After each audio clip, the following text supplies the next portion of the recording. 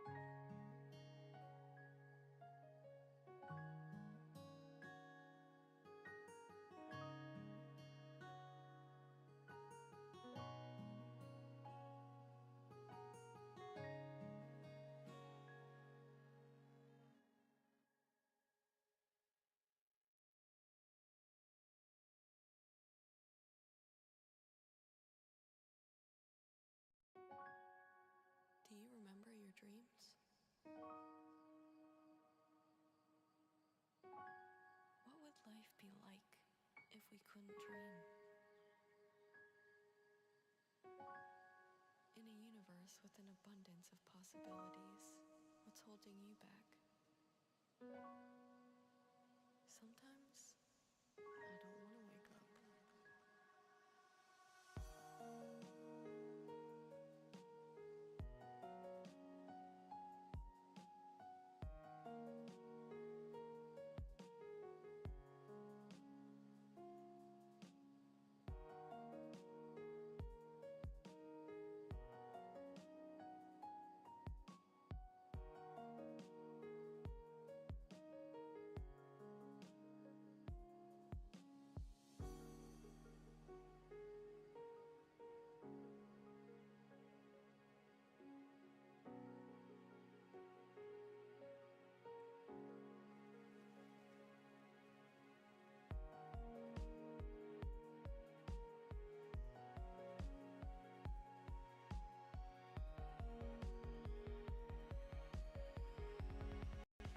Sori. If you would like to get your song reviewed, dear listener, there's the filthy capitalist option. As Sori says, 125 gets you straight to the head of the line. You don't have to be a part of the alliance. You don't have to be part of the group. Wait a minute. And the biggest thing is you don't have to wait. You hop, skip, and jump right in front of everybody. 125 gets you there. You do that 3 times, and you get mashed down to the $75 rate for perpetuity. Yes! Also, there is a band review option. So if you've got a band and you're trying to get your band some exposure, hit me up at itsori@gmail.com, and I'll show you the details about how to pull that off. You can also jump on Patreon, and there is a option on the tiers to be able to get your band reviewed. Obviously, we can't lie to you, so we can't guarantee a positive review. Get what you get. It's just rubbish. Rubbish. Rubbish. That's British for garbage. My favorite is the community option. $1 at the gate gets you in at Patreon. You get to join an alliance. The alliance joins their points together, and that helps determine what songs that we do. The alliances hang out on Discord. Message me on Patreon to get the link. And they do all kinds of other cool things. They do Minecraft, Dungeons and Dragons. Yeah. It's really a community within the community. Anybody can go in the village, facebook.com/Sori. There's 160,000+ people on the channel. What's cool about the Discord is that it offers a real opportunity for community connection, friendship, that type of thing. And it's on Discord, so if you're not a Facebook person, it's for you. You start off at $1. Right. Plus you get exclusives. Sori and I are working on a song. So the first 15 seconds of that was on Patreon. Also, at $15 tier and above, when we actually debut the video, they're going to be there live with us. There you are, dear listener. Buy our merch. Buy our merch, indeed. A child shall lead them. So buy our merch. Yes, dear listener. Yes, dear It listener. is a historical music night tonight. A day of history. Type like 22, literally history. We're going to learn history today. Type 22 if you can hear us. Ben Bear in this bitch. CISO in this bitch. Controller of Minds in this bitch. DJ Northern Scoundrel is In this up bitch. tonight. Ayo, Finally Home EP, and half the videos and shoots are done until June, so I can finally tune in again. Excelente, excelente. Let us get right into it. Northern Scoundrel. Listen. I'm going to need you guys to focus a little bit, especially on the introductions, because there is some history here, and I think it's important because this is history that, I'm not, as an American, you're not necessarily completely familiar with. So hey, what's up, Revo?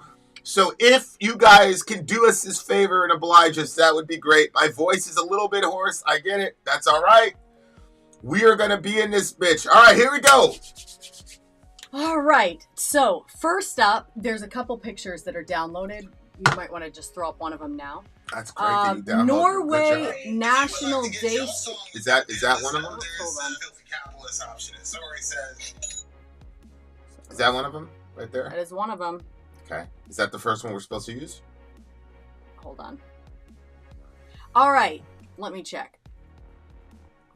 Sound issue over here. Okay, so these pictures, this one right here that we have up on the screen was taken by Northern Scoundrel.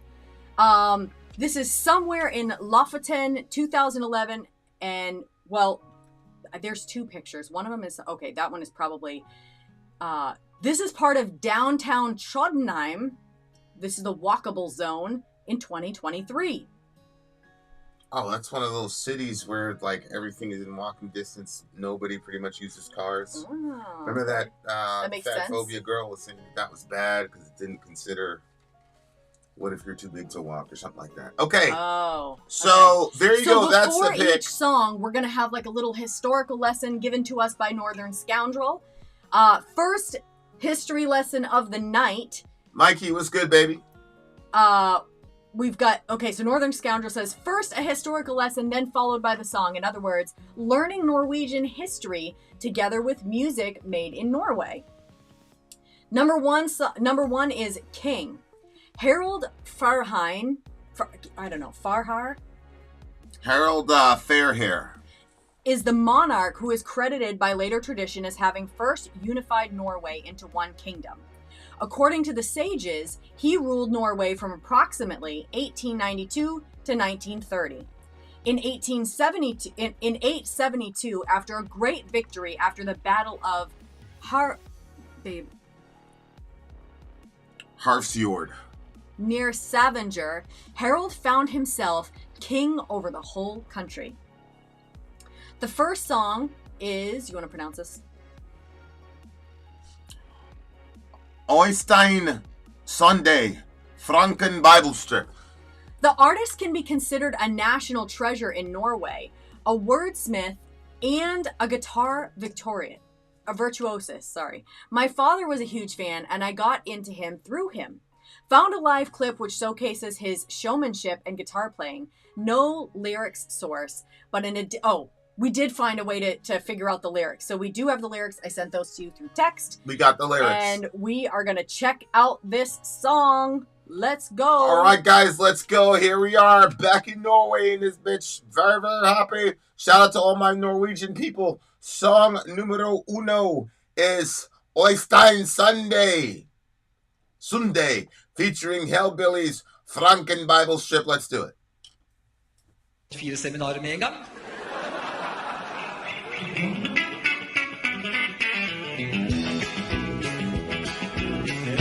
Tensing med puppen i været. Hun kler seg som Madonna. Hun vet hvordan det skal være. Frøken Bibelstripp.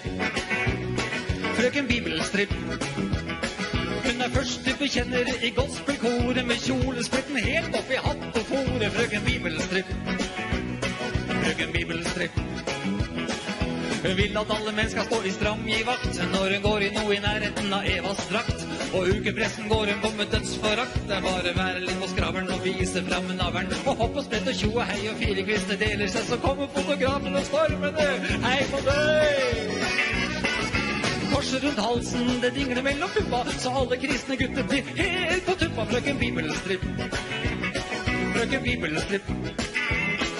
Du skal ikke begjære din nestes ekte make, men det er ikke lett slik hun erter på seg stake. Frøken Bibelstripp. Frøken Bibelstripp. En liten bønn før kampen har så smått blitt inn, så hun ber vel i smug eller der omkring. For slik han kler seg, ber han om helt andre ting. Nei, det er ingenting som selger sånn på deilige gaseller som kan synge i kapellet og riste puppestelle. Og samtidig er bitte lite grann kristen.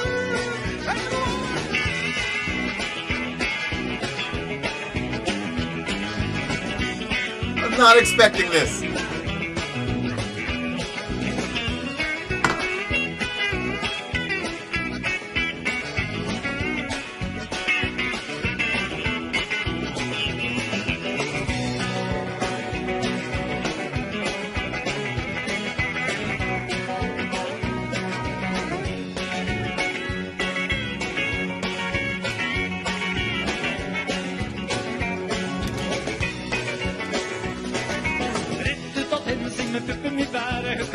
Madonna, hun vet hvordan det skal være. Frøken Bibelstripp.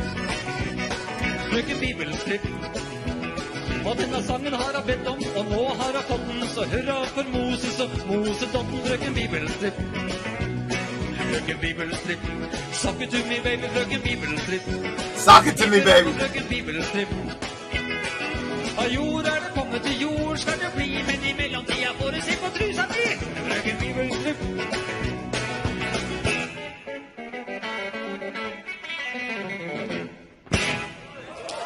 Hey!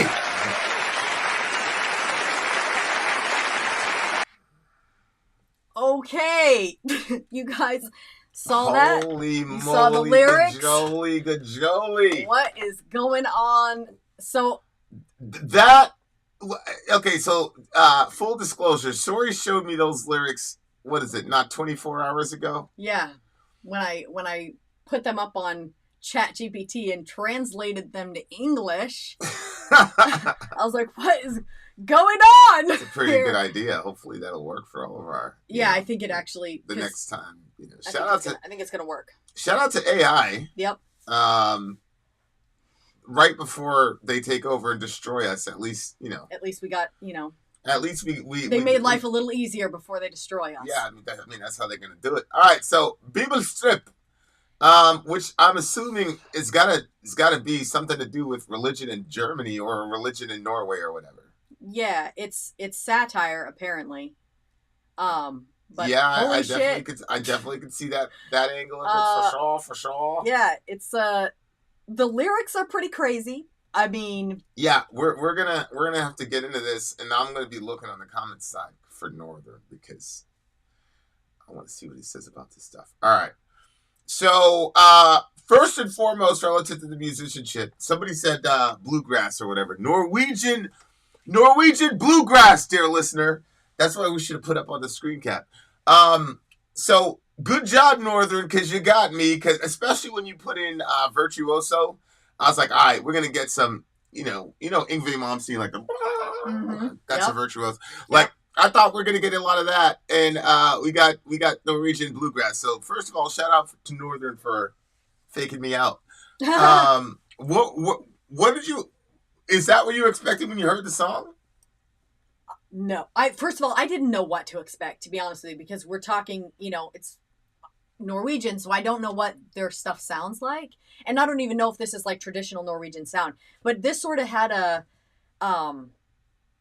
like you could picture it being played like a while back, like in a, don't take offense to this, but like in a sort of barn situation with people like dancing and like, yeah, 100%. Yeah, it kind of had that sound to it where you could see it played at a different, Scoundrel said that this was a critique of Puritan culture, which is like on a technical level, the Puritans left from Europe to England because they were called separatists at the time. But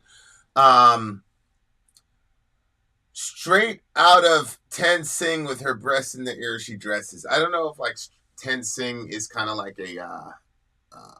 a place over there. You know how you say straight out of Compton? Oh. What year was this made? I'm not sure. Let me find out. The Bibelstripp. No. That's going to be stuck in my head all day until whatever. Okay, go ahead. Released in 1994. 1994. Okay. Straight Outta Compton came out in 94, didn't it? Oh, really? Or was it 93? When did Straight Outta Compton show up? I don't know. Straight Outta Compton. Straight Outta Compton, not the show, you weirdo, the CD. All right, go ahead. So I mean, okay, so when the song started, I was actually surprised at what it sounded like. I didn't know what it would sound like, but because I saw the lyric, I translated the lyrics first, which is not something we usually do. We usually try not to read everybody's stuff before we start the stream, so everything is like live reactions. But Northern wanted stuff a bit more prepared, so I had looked over everything and set stuff up first. So one of the things that I realized was we didn't have the lyrics, so we were gonna get kind of like read like what somebody had to say about it, but then I translated it in ChatGPT, and that's how we got these lyrics. And when I saw them like generating, I was like, what is going on? The lyrics. So Ten Sing or teen singing is part of the teenagers' Christianization confession process around 14 to 15. So remember we were talking about CCD, Catholicism, and you learn everything, blah, blah, blah, and then at the end you confess your allegiance to the Catholic Church or whatever. I'm assuming that's the same idea. Oh my gosh. Makes sense? Ten Sing or teen singing. So we're talking like a 16-year-old here? Yeah, she's somewhere between 14, 15. Oh my gosh. Straight out of Ten Sing with her breasts in the air. So she just is fully Christianized. Yeah, basically. She just finishes that class, and she's dressing like this. She dresses like Madonna with her breasts in the air. She knows how it should be. Miss Bibelstripp. So when you hear Bibelstripp, that's what it was. She is a leading confessor in the gospel choir with a dress split all the way up to the hat, lining Miss Bibelstripp. So she's out here. Okay, so the Ten Sings are evangelicals. So they're not Catholics, they're us. Right? So it's evangelicals in Norway. Yeah, I don't think that they would be very popular either. Now that I look at the demo. Okay. So she just gets out and then she's out here dressing like Madonna. That's not a good play. What are you doing, shorty? She wants all men to stand at attention, when she wears something resembling Eve's attire.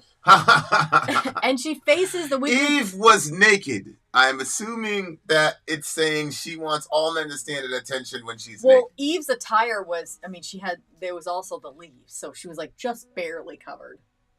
So, could be that too. Could be naked, but we do have an understanding that she has some clothes on. They're just scantily clothed. She faces the weekly press with fearless defiance. It's just about being a little chatty and showing off the belly button and hopping and bouncing and hooray. 4 branches partying. So the photographers come rushing. Hey there. It's interesting because I've got this friend, Runaway Siren. We're about to do some collabs. Check her out. Runaway Siren 941, y'all. And one of the things that I did not know about... She speaks for the ladies. One of the things that she's never described herself as militant, but I think she's militant. I think that's good. What's up? But aside from that, one of the things that she talks about is this concept called the male gaze. Mm-hmm. And it's like the kind of societal, almost subliminal sort of push to look good, basically for the males, for the men. And it's like, well, which one? And it's like, well, anyone in the world, because I'm trying to attract somebody. I'm not a feminist at that level. But I did think it was very interesting when I was reading the information on the male gaze, because for me, it's kind of like, well, I mean, you gotta pick somebody, right? And so, like, if people have to pair off to make these relationships, then at some level, you gotta. It's just like marketing, like you gotta have something that the other person doesn't, or whatever. But that whole cycle of, because she was talking about all the painful things women have to do relative to the male gaze, whether it's plastic surgery on the face or the chest area, blah, blah, blah. And so I thought it was really, really fascinating because this entire song is really about the male gaze and how people react to it. And then the reaction of hypocritical men in the church who obviously, and you know, like, Controller, you don't know this, but like every year there's like a big debate or two within evangelical Christianity over in America. And one of the evergreen ongoing controversies is girls in the church wearing yoga pants. And the men in the church putting out texts and tweets saying, please, ladies, do not come to church in yoga pants. It causes me to stumble. Of course, there's nothing in the Bible that ever tells women don't wear XYZ thing because men will look at you and blah, blah, blah, blah. Because we all know that it doesn't matter what that girl wears. If dudes are going to be perverted, they're going to be perverted. It is what it is. Yeah, the expectation of physical appearance of women is sometimes crazy, although I'm a hetero, cis, white, all that. Yeah, and like, we have pressures too. Like, men have unique pressures. There's a reason we're highest on suicidal ideation and completion, etc., etc. So, like, everybody has their problems. But in this specific context, the male gaze in the context of church, especially in the context of evangelical church, is probably one of the most neurotic and toxic. Like, the song is funny in the way that he presents it and things like that. But as an American evangelical, we've seen it before. The I don't have the right adjective because confusion isn't it. But here's the situation. What happens is, on the one hand, you've got the societal expectation of the male gaze, okay? And then in evangelicalism, you're supposed to get married and have children. So you're looking for your husband. So on the one hand, these women are dressing in an inappropriate way at church and at other times because they've been told their entire life that the ultimate calling of a woman is to get married and have kids. Mm-hmm. And we've also been told that men are very visual. So this girl has to show up a certain way. Simultaneous to that, Jesus said, if you look at a woman with lust in your heart, you committed adultery in your heart. Stop looking at people's asses and tits all the time. I mean, that's my translation. But now this shorty's coming up dressed to the nines every Sunday because she's trying to look for her husband. This guy is trying to fight against his own biology. You see what I'm saying?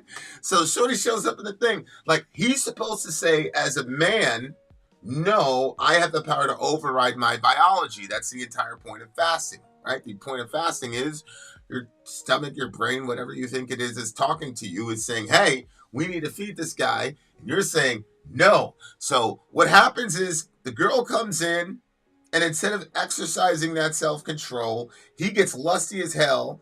And then he feels guilty for objectifying this girl and lusting after her. So then he turns it around into her being the problem because she showed up at church with the yoga pants. Allahu Akbar. I think the other thing, too, is that if you're the type of person that's lusting in church, that means throughout the week you're practicing that also. It's not like you're going to, be being careful of what you're looking at and trying not to, like, as Vinny said it, lusting after the different parts of their body throughout the week, and then all of a sudden you get into church. Now you're expecting everybody to show up in a burqa because you haven't been exercising. You haven't been exercising your self-control throughout the week.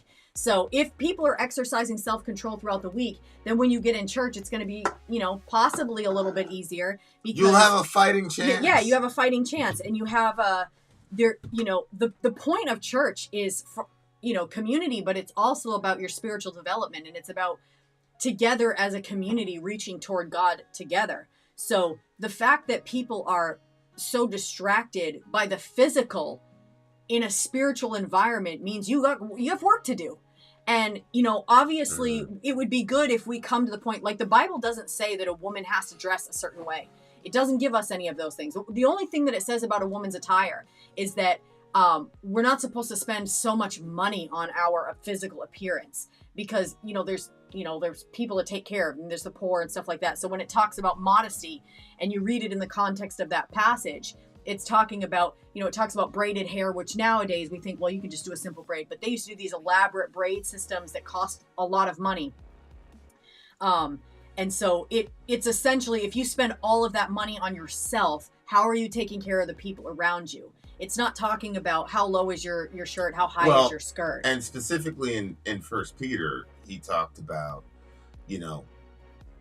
ultimately, ladies, it's about your relationship with God. Like in that direct context, it was talking about the quiet spirit and all that gets cultivated in your relationship with God. So even the dressing part in that specific passage is not contrasted with what women normally are stereotyped as nurturers and all that. He doesn't say do that so you can take care of the poor. What he says is do that so that your beauty can come from the beauty of a woman in relationship to her God. So again, that's kind of a cultural thing. It's like, don't dress like this, do this so you can take care of people. That's not what even it's about.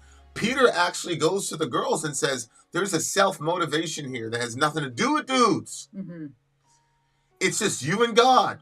And God looks at you as beautiful from what's on the inside in your relationship with him. And when it says quiet spirit, I think part of the quietness of the spirit is Christians have this thing called quiet time. Or at least my brother's friends did. That's how they would talk about their devotional time. And quiet time was they would just get away from everybody. They'd have their little Bible and that was it. And they would just be quiet before God. So what's this quiet spirit? I think that's a major part of what it's talking about, is that this is a woman who is so consumed with God that at some level she forgets to put all that crazy shit in her hair because her and God got this thing going on so crazy. So it's a crazy situation because on the one hand, it's like we know that the evangelicals will take this girl and set her on fire, right? Like, they'd burn Shorty at the stake. And like I'm kind of joking and I'm kind of half joking because Northern, I truly believe that this whole dynamic, the male gaze dynamic, where on the one hand dudes are lusty and attracted to, beautiful women, and those same beautiful women dressing in a provocative way, I believe both of those elements combined resulted in a lot what was going on during the witch trials, because the men didn't want to take responsibility for their lust. And the women didn't want to have to compete with these girls that their husbands were lusting over. And psychologically speaking, I've seen this a million times. When the dude is a cheater, yada, yada, yada, the girls will blame other girls. Because they're like, men are men. I mean, you know that. We're all dogs. So, but, that's how it goes. So it's a really, it's a funny song. But at the same time, it's like, it's deep. Because, I truly believe, this dynamic has resulted in the death of women and in not fun ways. Let's say it that way. Mm-hmm. I think that, you know, even the topic itself also is complex when you think about, so you have the one woman who's wearing, you know, what she's wearing because for whatever reason. I mean, we don't know why she's dressing like this at church. Obviously, it'd be good if we all got to the point where we're considering each other.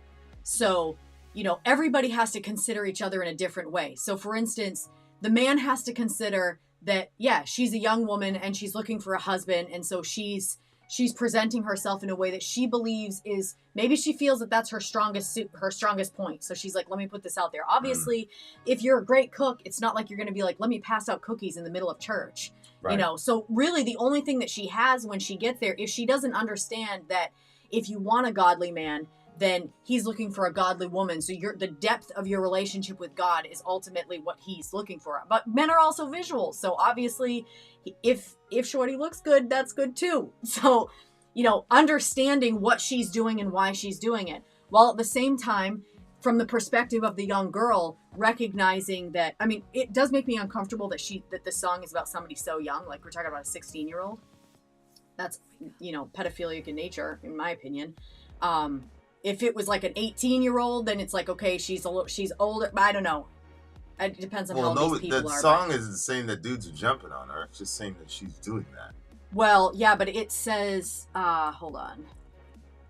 It talks about how they can't, you shall not covet your neighbor's wife, but it's not easy the way she teases. Well, that's weird because that says wife there, but it kind of makes it look like the guys can't handle themselves in her presence, which she's a child. But let's say that that's like maybe a misunderstanding or whatever, and she's actually, okay, regardless, the men have to watch themselves for how they're looking at this girl and understand where she's coming from, what she's doing. Because it could also be, let's say she's young, that she's been objectified. Maybe stuff has happened to her when she's young, and so her sexuality got started early, and it got the box of sexuality may have gotten opened in a bad way, and so it kind of set stuff on edge. So there's the perspective from the men, what they have to do. Then there's the perspective of the wives and how they're feeling when this girl shows up like that, because they're angry with her, they're jealous of her, they're whatever toward her because she's young and they're older and she still looks good and maybe they don't look so good, or maybe it's true, maybe they see that their husband looks over. Now, perhaps, you know, just like if all of a sudden like somebody goes streaking by, you look. It's not because you're like necessarily doing anything with it, but it's like that was something out of the ordinary. There goes a naked body. Like, so we don't know why the husband was looking over. It might have been that something took him off guard. It could be that he's looking and lusting after the girl, and in which case that's on him. But the wife still has to deal with something within herself because of the jealousies and the different things that are going to pop up with her. One, against her husband because she doesn't know his motives and his intentions. She may, like, depending on what the relationship is like. And two, how she's going to react to this young girl, because this young girl is obviously putting herself out there to be objectified, whether she realizes what's happening with the men around. Like, it would be better if the wives were able to have a sort of like mothering effect on her to help her and to help her see like how to present herself, at the same time how to protect herself. But she's not going to be able to do that if she's jealous and angry of the girl. And then you have the girl herself who is putting herself out there like that and has to make decisions for her own body and what she's doing, understanding the context that she's in. If you're in a spiritual environment, the goal is not to draw attention to yourself, but to make it so the attention goes toward Christ and onto what the spiritual development of the people is around you. So everybody in the situation has to grow, and everybody has to realize where their own hang-ups are, because everybody has them. And so if the wife is too worried about the husband's hang-up and then she's not going to worry about the jealousy in her own heart. And if the husband is too worried about, well, here comes this girl dressing like a hoe, but, you know, I'm looking at her because maybe you should focus on the lust in your own heart. Or the young girl who, you know, everybody has to worry about their own situation. I mean, it's become ridiculous. You know, the area we're at, there's an influx of, you know, refugees and all this shit. The pastor called me up one time. He goes, we had a good day at church, blah, blah, blah. I'm like, cool, man, cool. He's like, yeah, there's this girl from Kenya, I think. She just had a baby, and she started nursing the baby. He's like, what should I do? I said, what do you mean, what should you do? He's like, well, she's nursing her baby right there. And I said, that's incredible. That's awesome. That means your church is alive. Good job. Well done. He goes, yeah, but I mean, her breasts were out. You can't just be flashing your breasts at church. And I said, little bro, do you think that in the first century, when Christians were running underground, that we all had nurseries and hospitals and shit? You don't think that shit was happening on the regular? I mean, obviously some of this is cultural, but that to me just like crystallizes the insanity of evangelical culture in this situation. If you can look at a woman who just gave birth 2 weeks ago and is breastfeeding, and you get some sort of weird sexual thing about that, especially in church, I promise you that guy has way more problems than that. But the instinct is to, what he eventually did was he told Sori to sit in the back of the church. He thought that was a compromise. Allahu Akbar. Here we are. All right, 8.8 for me. Probably 7.2 for me.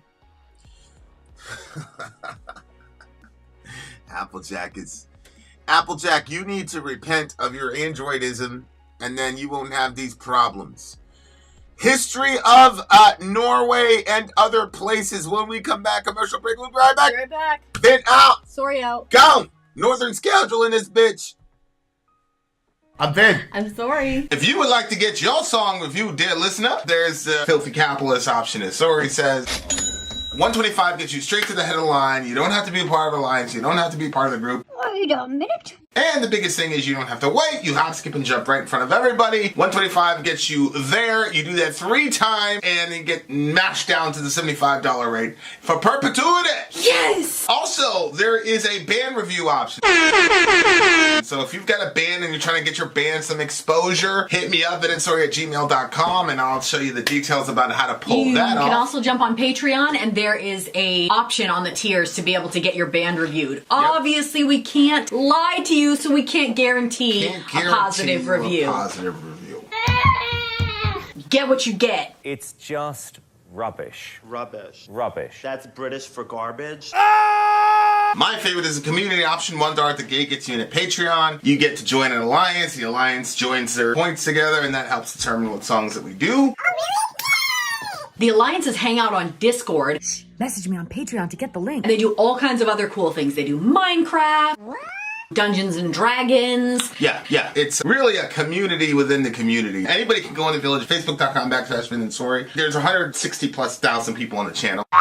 What's cool about the Discord is that it offers a real opportunity for community connection, friendship, that type of thing. And it's on Discord, so if you're not a Facebook person, it's for you. You start off at $1. Right. Plus you get exclusives. Sori and I are working on a song. So the first 15 seconds of that was on Patreon. Also, at $15 tier and above, when we actually debut the video, they're going to be there live with us. There you are, dear listener. Buy our merch. Buy our merch indeed, and shall eat them. So buy our merch. Yes, dear listener, yes, dear listener, yes, dear listener. We are at the foothills of the Northern Scoundrel Review. Here's the next one. Which picture am I supposed to Now, use? don't forget, you can throw up the second one whenever you want to. It's like a winter scene. Okay.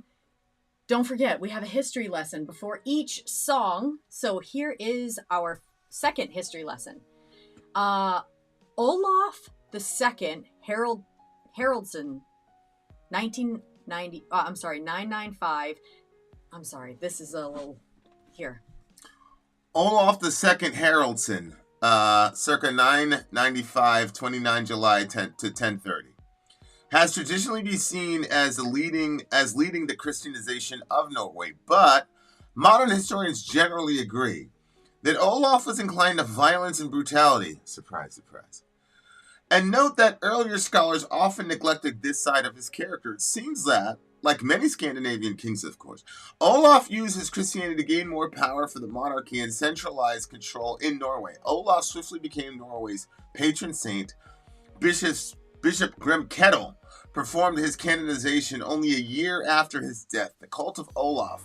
His canonization would mean that he's an actual saint, I think is where he's going. Although I'm not particular about Norwegian Christianity, so controller, you have to let me know if that's correct when it says his canonization. I'm pretty certain that meant that they made this dude a saint. The cult of Olaf unified the country and consolidated the Christianization of Norway. He is also recognized as the patron saint of Faroe Islands. So the second song we have is Black Debbath. Debbath. How do you say this? By Bytt. Kjøkkenklut. Oftere. That's the best I could do. Switch kitchen cloth out more often. Best described as an academic stoner rock band influenced by Black Sabbath and Motorhead, among others, with plenty of humor. Uh-oh. Nate Song Snob in this bitch. Do we have the lyrics for this one? Yeah, I'm gonna get that to you. I'm just looking at this here, so we got that, and then... All right, guys, here we go. Lesson, I guess. The name of the song is Black Debbath. Hey, do me a favor, Northern, and phonetically write out Kjøkkenklut, and let me know if how close I was to pronouncing it. Here we go.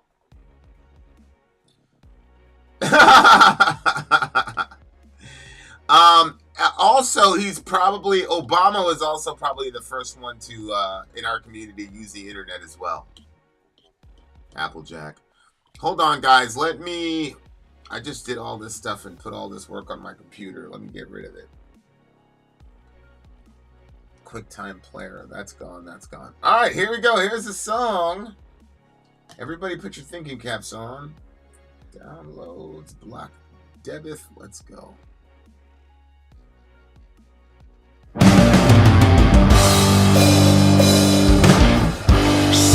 Kjøkkenklut. Okay, we gotta pause this.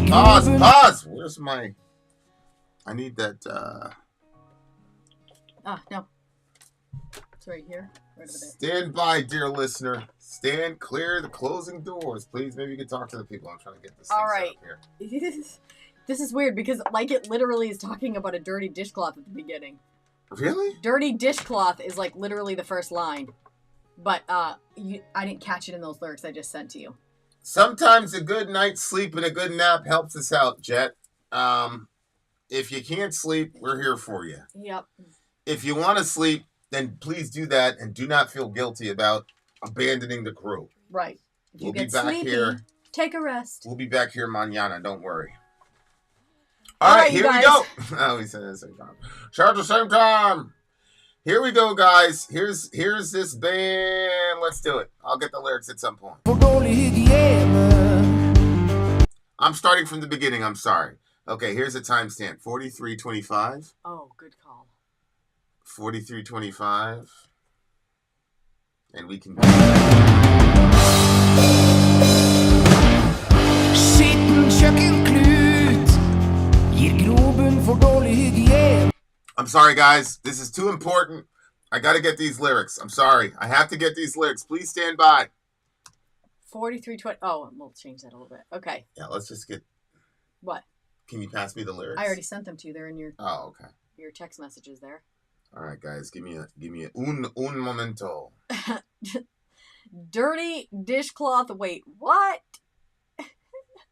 These are funny because it is not what I expected for topics.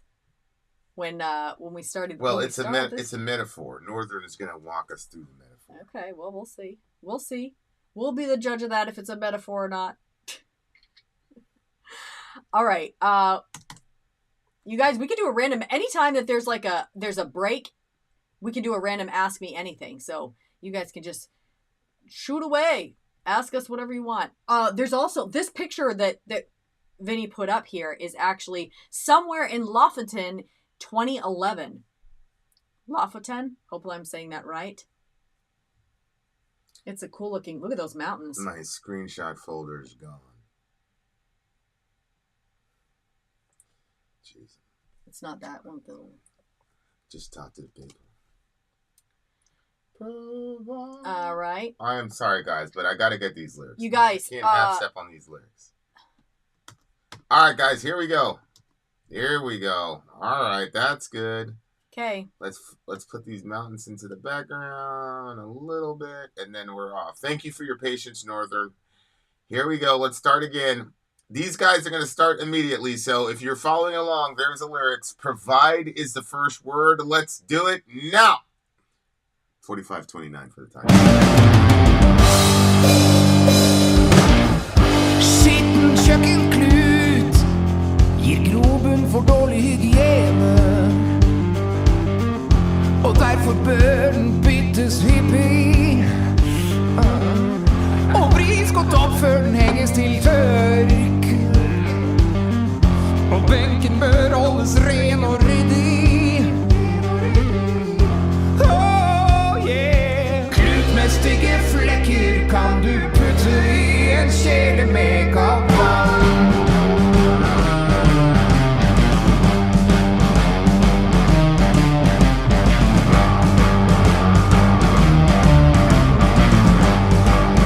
Good, bro. Bakterier florerer om du ikke flittig bytter kjøkkenklut.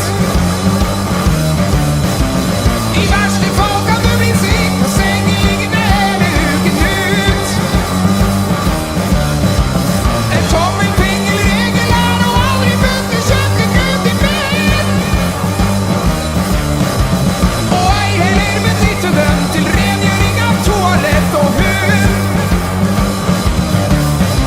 Så bytt deg for kjøkkenklut oftere, opptil 4 ganger i uken, avhengig av bruken. Bytt skittenklut ut med rent klut. Hold klutene rene. Ivareta en god kjøkkenhygiene. Oh, rhythm changing this bitch.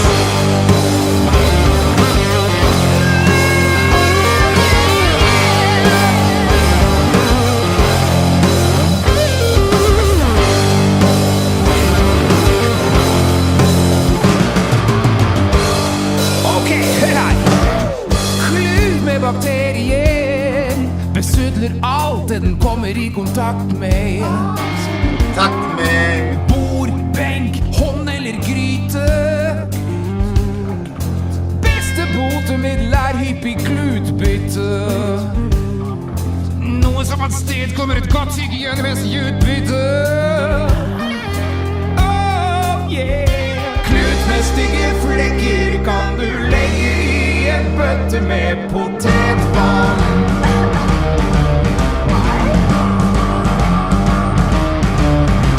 Bakterier formerer seg i hastighet 4 ganger 12. Tar du ingen forhåndsregler, vil du miste all form for kontroll. Ifølge Mattilsynet kan man ikke bytte kluter ofte nok. Og allerede så bør du bytte like ofte som du bytter sokk. Så bytt deg for kjøkkenklut oftere, opptil 4 ganger i uken, avhengig av bruken. Bytt skittenklut ut med en ren klut. Hold klutene rene. Så bytt kjøkkenklut oftere. Bytt den ut. Minst 4 ganger i uken, avhengig av bruken. Så bytt ut. Ja, bytt klut. Bytt en skittenklut ut med en renere klut. Så bytt ut. Bytt klut.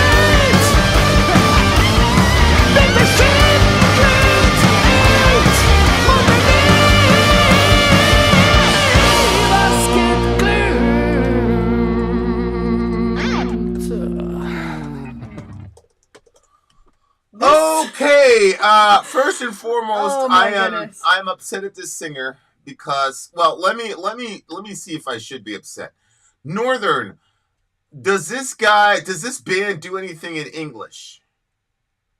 If this band did something in English, now I will say as full disclosure, we haven't done a stream in a couple days. We had other stuff to take care of. Shout out to all of my people that supported me through all that situation. Franco and this bitch, Tina and this bitch. So I'm gonna say it may be that I'm in withdrawal. But I love this dude's vocal style, and I'm mad at him because if he doesn't speak English, then I'm not gonna be able to actually enjoy it as much, right? Because I love the music, but I do not have the commitment level to learn yet another language. My Arabic is laughable as it is already, honestly. So, but yeah, unless this dude speaks if this dude spoke in English, he would be probably one of my favorite singers. I love his attitude. Somebody mentioned, I think it was Dwayne was talking about like the Cookie Monster stuff. Mm-hmm. This guy had a couple moments when he was getting kind of rigid and emotional, but it wasn't Cookie Monster shit. It was more like seething. Mm-hmm. But the seething anger was kind of, it was subtle. Mm-hmm. It wasn't just out there raw. And I really like that because it really felt like under the surface. This song was so interesting to me because I guess we're talking in metaphors, which I didn't understand the metaphor. I just like, it was like, I could only hear it for what it was. And the guy was so seriously singing about these dirty dishcloths that I was like, man, this sounds like a song I would come up with when that is one of the things that I've been, going on with the kids about for years. I tell them to change the cloths every day because I assume if they miss a day, it's still going to end up with at least, changed relatively often. So I understand. I appreciate the topic. I appreciate the song. And if it was in English, I'd make them all listen to it. Now, was it a giant metaphor for what they did with Olaf? Take a dirty cloth and then put it in the water, you know what I'm saying? And make it, as if he didn't do anything wrong. Oh, is that what's happening? Right? Yeah, you take the dirty washcloth with the ugly stains and you put it in a pot of cold water. Because I was trying to figure out what is the correlation between what the homie said about Olaf versus what I'm seeing in these lyrics. Can you pull up his intro again? Yeah, and right here. Read his intro again about that one. Black Debbath or Debbath or whatever. Go ahead. Okay. It's traditionally been seen as leading the Christianization. Look at this. Not much metaphor here. They are taking it from Norwegian Food Authority fact site. I mean, apparently the potato water situation where it says to put the cloth in a potato water. The songs have nothing to do with the lessons. They're only connected in the range. Yeah, that's what I thought. That's what I thought from what we had said earlier, but I didn't know. Okay, anyway. So yeah, the potato water thing was interesting to me because I've never heard of using potato water for anything. Potato water is obviously you boil potatoes and the water left over is the potato water. And apparently it has like light bleaching, it works like a light bleach. The starch and stuff from the potatoes. I did not know that. So when they're saying to do that, it was just a way of cleansing the cloths. But I just agree with all of it. Don't put cloths in your mouth. Don't use them to clean toilets or dogs. Change them often. Maintain good hygiene in the kitchen. I appreciate a good hygiene kitchen. I cannot believe... What? I saw this thing one time. It was during the Backstreet Boys era. I don't know if you guys... You youngsters... Some of you millennials and zillennials will never know the boy band era, but during the boy band era, we had Backstreet Boys, 98 Degrees, what was the other? NSYNC, yada, yada, yada. And there was this one clip where somebody said, here are these progressions that all these people use, and if you use this progression, no matter what you were singing about, it would sound good. And so they did it, and I was like, oh my God. And like, this is that. It's like they took this directly from the website, but the guy's vocal style is crazy, and the musicianship behind it, I like this better than the previous song. So it's like, oh, me too. That's so crazy to me that this thing here is just about whatever from the. I mean, that means website. You're really good then. If you could just grab something from a website that's about hygiene and make the song sound that good. I mean, I just think that's. It just shows you the power. The respect that I have specifically for heavy metal artists, because I was having this discussion with Sayla with the whole Drake and rap and all that. Like, I came from a hip hop background, so in hip hop, especially in my time period, you had a DJ, which generally was your producer, who made the beats for you, and then you as a lyricist would sing. I mean, would rap, and then if you had a girl or a dude that could sing, like R&B type sing, you would put that individual in the chorus. So, as a good rapper like B.I.G., Jay-Z, you would be considered elite because you wrote your own lyrics. Okay? And then your DJ would be considered elite if he could come up with beats that sounded awesome. But in metal, you have to come up with your own beat, your own soundscape, as well as the lyrics, as well as you have to have good lyrics. I'm not saying one is better. I'm just saying it's, and I've done both. I've jumped on a track, whatever. You guys will see it pretty soon, inshallah. And I've also like created from scratch. And obviously one I was able to do in like 6 minutes. The other one took me 6 months. So do what you will with that. What are your thoughts? So yes, I agree. I agree with the Norwegian style of hygiene for kitchen cloths, since this was just taken from that website. And I think that it's crazy, like I said before, that they were able to make these lyrics into this song. And it would be really weird to hear them singing that great about dishcloths if you heard it from your own language. Shout out to Kai. We got a movie coming with Kai. Kai is about to step into the director field, and it's also historical. But now Kai is Finnish. This one is Norwegian history. I'm not up there enough on European geography to know how close they are. Check this out. This band is also known to pause their live performances to have a quiz in which the audience is answering the question asked by one of the band members in Norwegian, of course. Yeah, I mean, at this point, I don't really have much more to say about the song, because it's about the I mean, I was going to go this whole line about Olaf and switching stuff out and all the rest of it, but I gotta honor the song. So. John Isabella in this bitch. What's up, John? No, that's not what you're doing. Yeah, we're not. Yeah, we're not doing that. I love Northern, man. He'll just interrupt you, man. He'll just say, "Nah, it's not what we need." I love it. It's not what we need. Listen, when you're the DJ, you really, really, really run the show, man. You really do, or young lady, whoever you are. I'm just letting y'all know. Northern already knows. 9.2 for me. This one's getting extra points. I'm going with it. This song got ranked. Well, yeah, I mean, this song got high. I already said out of my own mouth that I enjoyed this song more. Yeah. I don't know if I could give it a rating higher than the previous song, though, because he's talking about. You could technically say he plagiarized the lyrics from the the website. Yeah, but because I didn't hear it in my own language, I was able to just like hear the song. And then when I'm reading it, I'm like, I mean, the fact that you could do that well, it to me it's not the same, but it reminds me of it's Tenacious D. What's the Jack Black? Yeah, Jack Black. How he'll like have this great music, but he makes like sort of a joke of the lyrics. It's like, obviously this band can do something crazy and great. They went with poor hygiene on dishcloths, but, I mean, Korn has a couple silly songs. Eric, My Eye, My brother makes fun of me because I wear my sister's clothes. Ba-da-da, ba-da-da, ba-ba-ba, but I don't think it's funny. Ba-da-da, ba-da-da, because I'm a big rock star and I got a lot of money. Money, money, money. So, like, it's cool to, like, do a funny song. You know what I'm saying? But, anyway. Sweden and Finland share a border between us up north. That's what's up. All right, so I'm going to amend the score. I'll give it an 8.8 for the musicianship. All right, you guys. We'll be right back.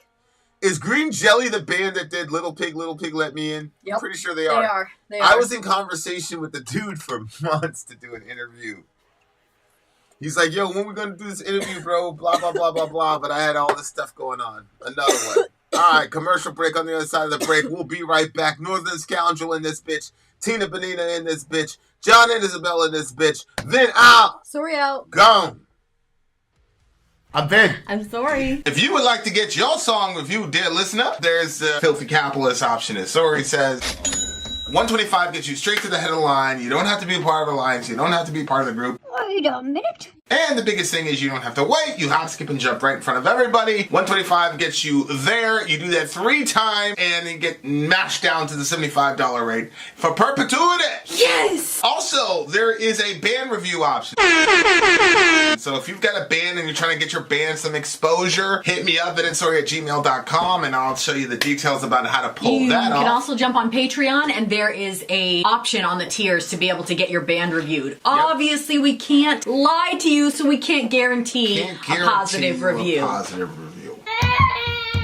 Get what you get. It's just rubbish. Rubbish. Rubbish. That's British for garbage. My favorite is the community option. $1 at the gate gets you in at Patreon. You get to join an alliance. The alliance joins their points together, and that helps determine what songs that we do. The alliances hang out on Discord. Message me on Patreon to get the link. And they do all kinds of other cool things. They do Minecraft, Dungeons and Dragons. Yeah. It's really a community within the community. Anybody can go in the village, facebook.com/Vin and Sori. There's 160,000+ people on the channel.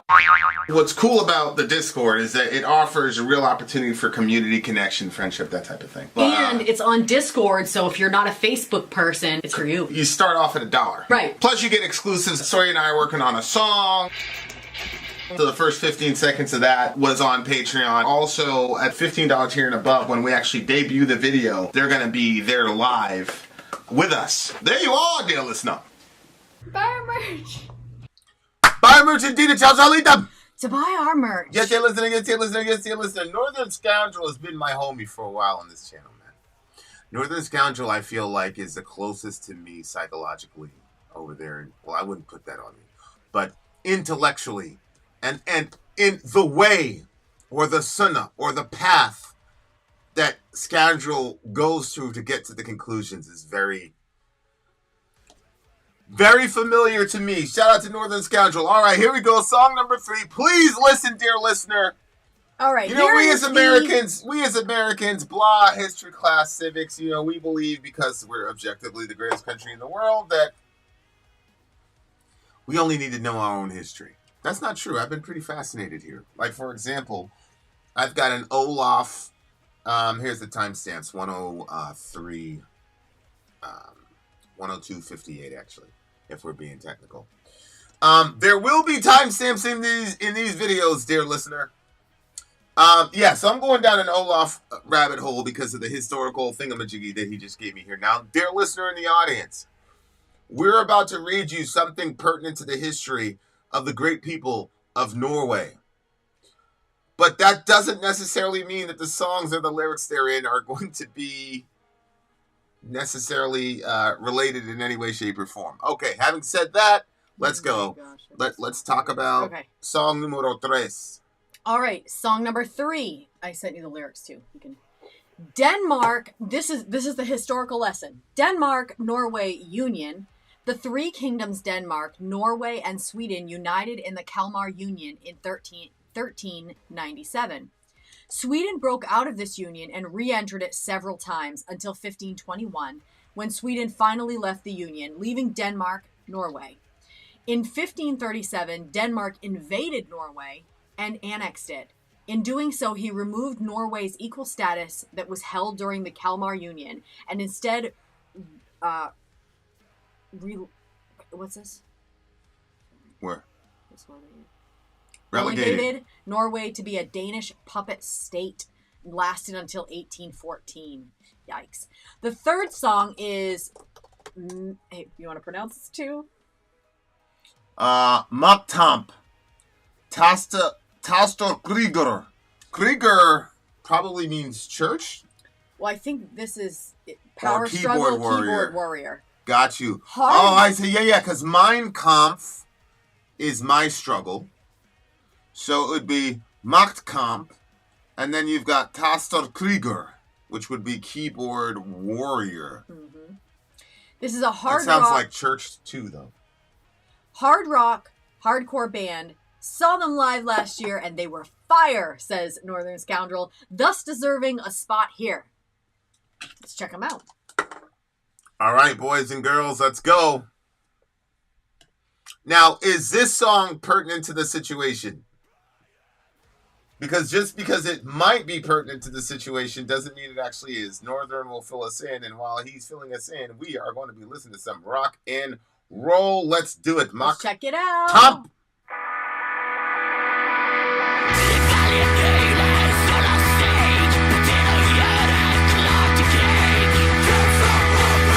Oh, yeah.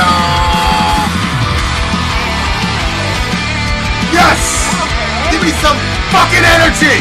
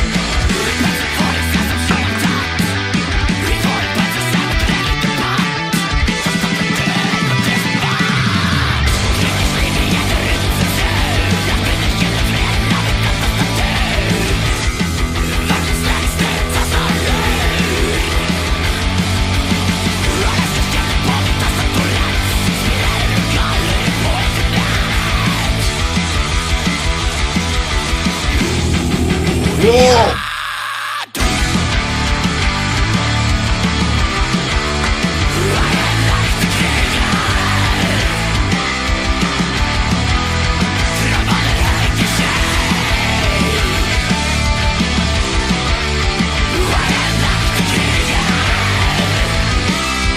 I'm a real warrior, bitch. Let's go.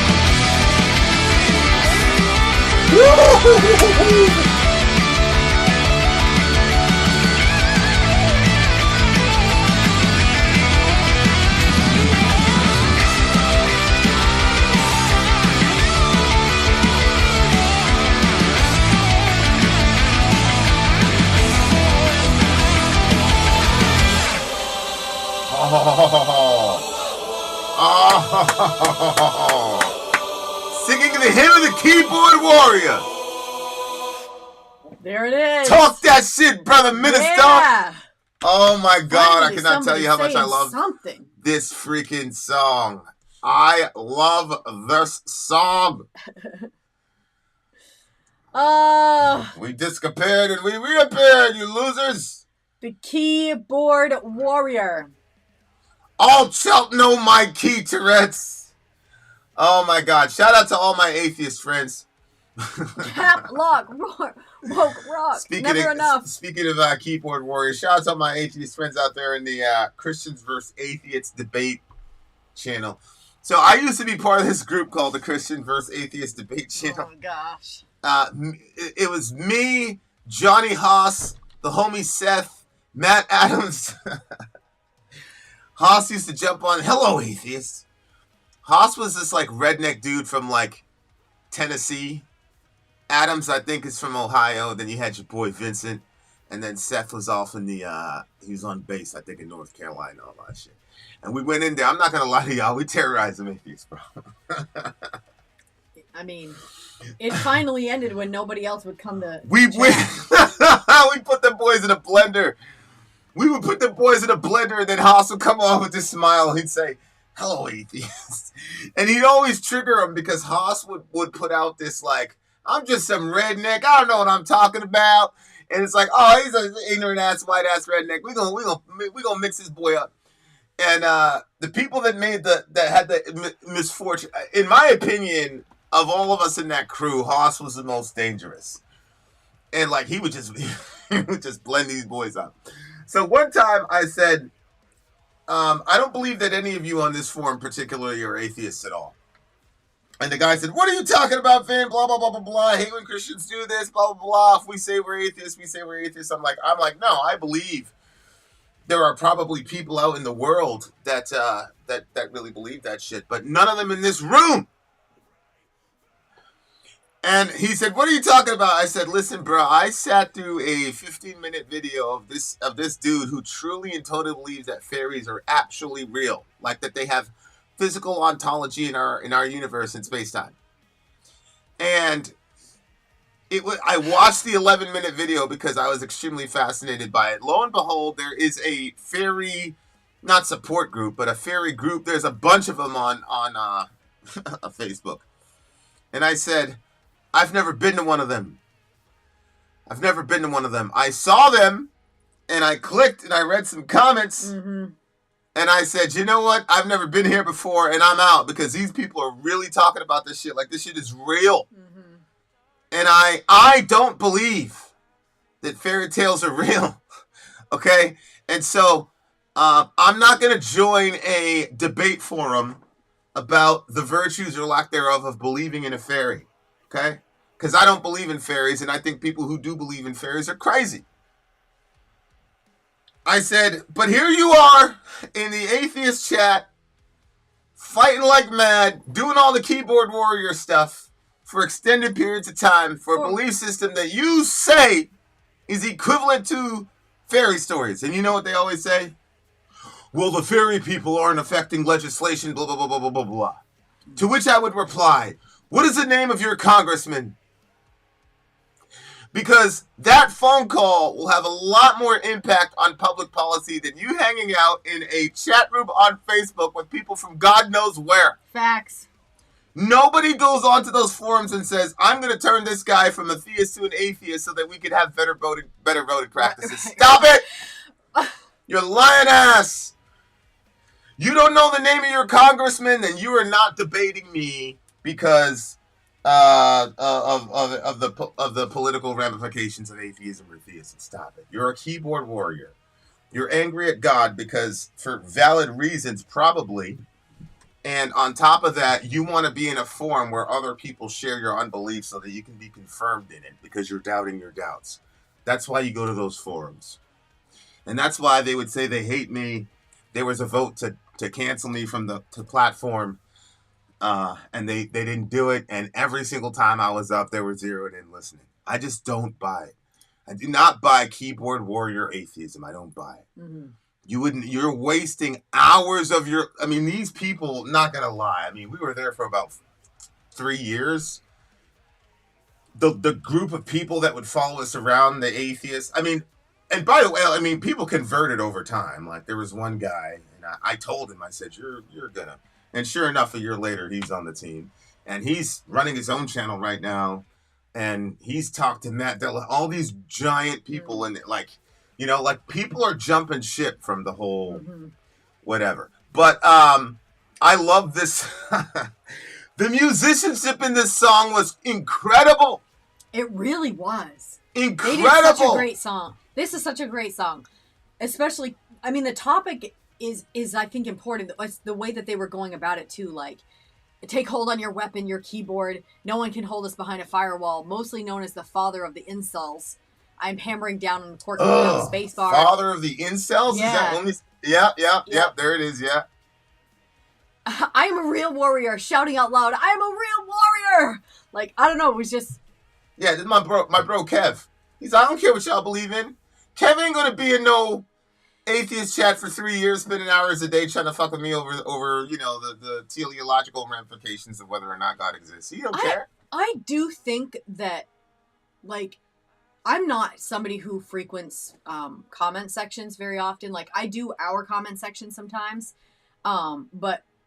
You go in comment sections a lot. So you probably see it a lot more than I do. But recently I'll like pop in there here and again. I mean, I go through phases where I'll just kind of like pop into comment sections. Well, there was a video of, I don't know, a small person. I don't know what the way you're supposed to say it without being offensive. A little person, just go that way. Yeah. And he you could tell he was very nervous to go in. There was a kangaroo that was in there, and he was going in there, he was going to shoot a video with the kangaroo, but it looked like he was trying to create like some sort of an intro, but he looked like he was very uncomfortable. I've seen grown men, like big men, fighting kangaroos and like losing. So those things are dangerous and they're crazy. So anybody would be nervous to go in there. So he goes in, he walks in, and the person was like, don't show him any fear or he's going to go after it. Well, I mean, it's hard to not in that type of situation. The thing is towering above him. And so it like went in, it like kind of like attacked him a bit. And he was still trying to do his intro, but like trying to keep him off. And the thing like muckled onto his face. And then like you could see he felt like crying, and he like walked off the camera. And so I was like, I wonder what people would say in a situation like this, because the situation was kind of sad, you know? And I like looked in the comment section, and everybody was just making fun of him. And I didn't understand, like, how are we grown people? Like, yeah, there's got to be some kids in the comment section that are going to mock, but there's got to be a bunch of grown people. Like, where's the people that, like, I went in there and I was like, like, this person obviously has had a lot of struggles and difficulties in their life. I don't understand, like, why is it funny to make fun of them? And they were like, you know what? He's a grown person. He made the decision to go in there. Like, that's on him. But it's like, well, yeah, he did. He did make the decision. And yes, he's a grown person, but he still got hurt in there, and he's smaller than that thing. And that thing like muckled onto his face. And then like maybe the embarrassment of the situation. Like, we don't even know what it's like to be someone in that situation, then getting like sort of attacked by this kangaroo. And then there's this other person that's of the same stature, and he just, I don't know people's names. I'm terrible with names, but he just recently had lost his wife, who was also the same. They have like a little family. And he lost his wife on March 24th of this year. And like, somebody was like, I didn't know he had lost. The picture that I saw was just their family, like on the red carpet or something like that. It was a cool photo. And so I checked the comment section there, and the people were like, somebody said it's so sad that he lost his wife. And I was like, I was so sad when I read that, because when I saw like their whole family, like they're all like the same, and they were like created a life together and stuff. I thought that was so cool. And then somebody like came up underneath the comment that said like, oh, he recently lost his wife. It's so sad. And they were like, yeah, I often lose little things too. Keys, this, that. And I was like, what is wrong with people? Like, how are people mocking other people in these situations? Like, I think that online and comment sections have gotten so cold, and like I said, I don't frequent them very often, but every time that I do, I'm shocked at like how mean they are and how mean they are to like 98%. Like you have to scroll pretty far to find something supportive. And it was crazy because the picture with him and his family, and they were all of the same stature, the comment section was lit. Like everybody was talking so positively and what a beautiful family and stuff like that.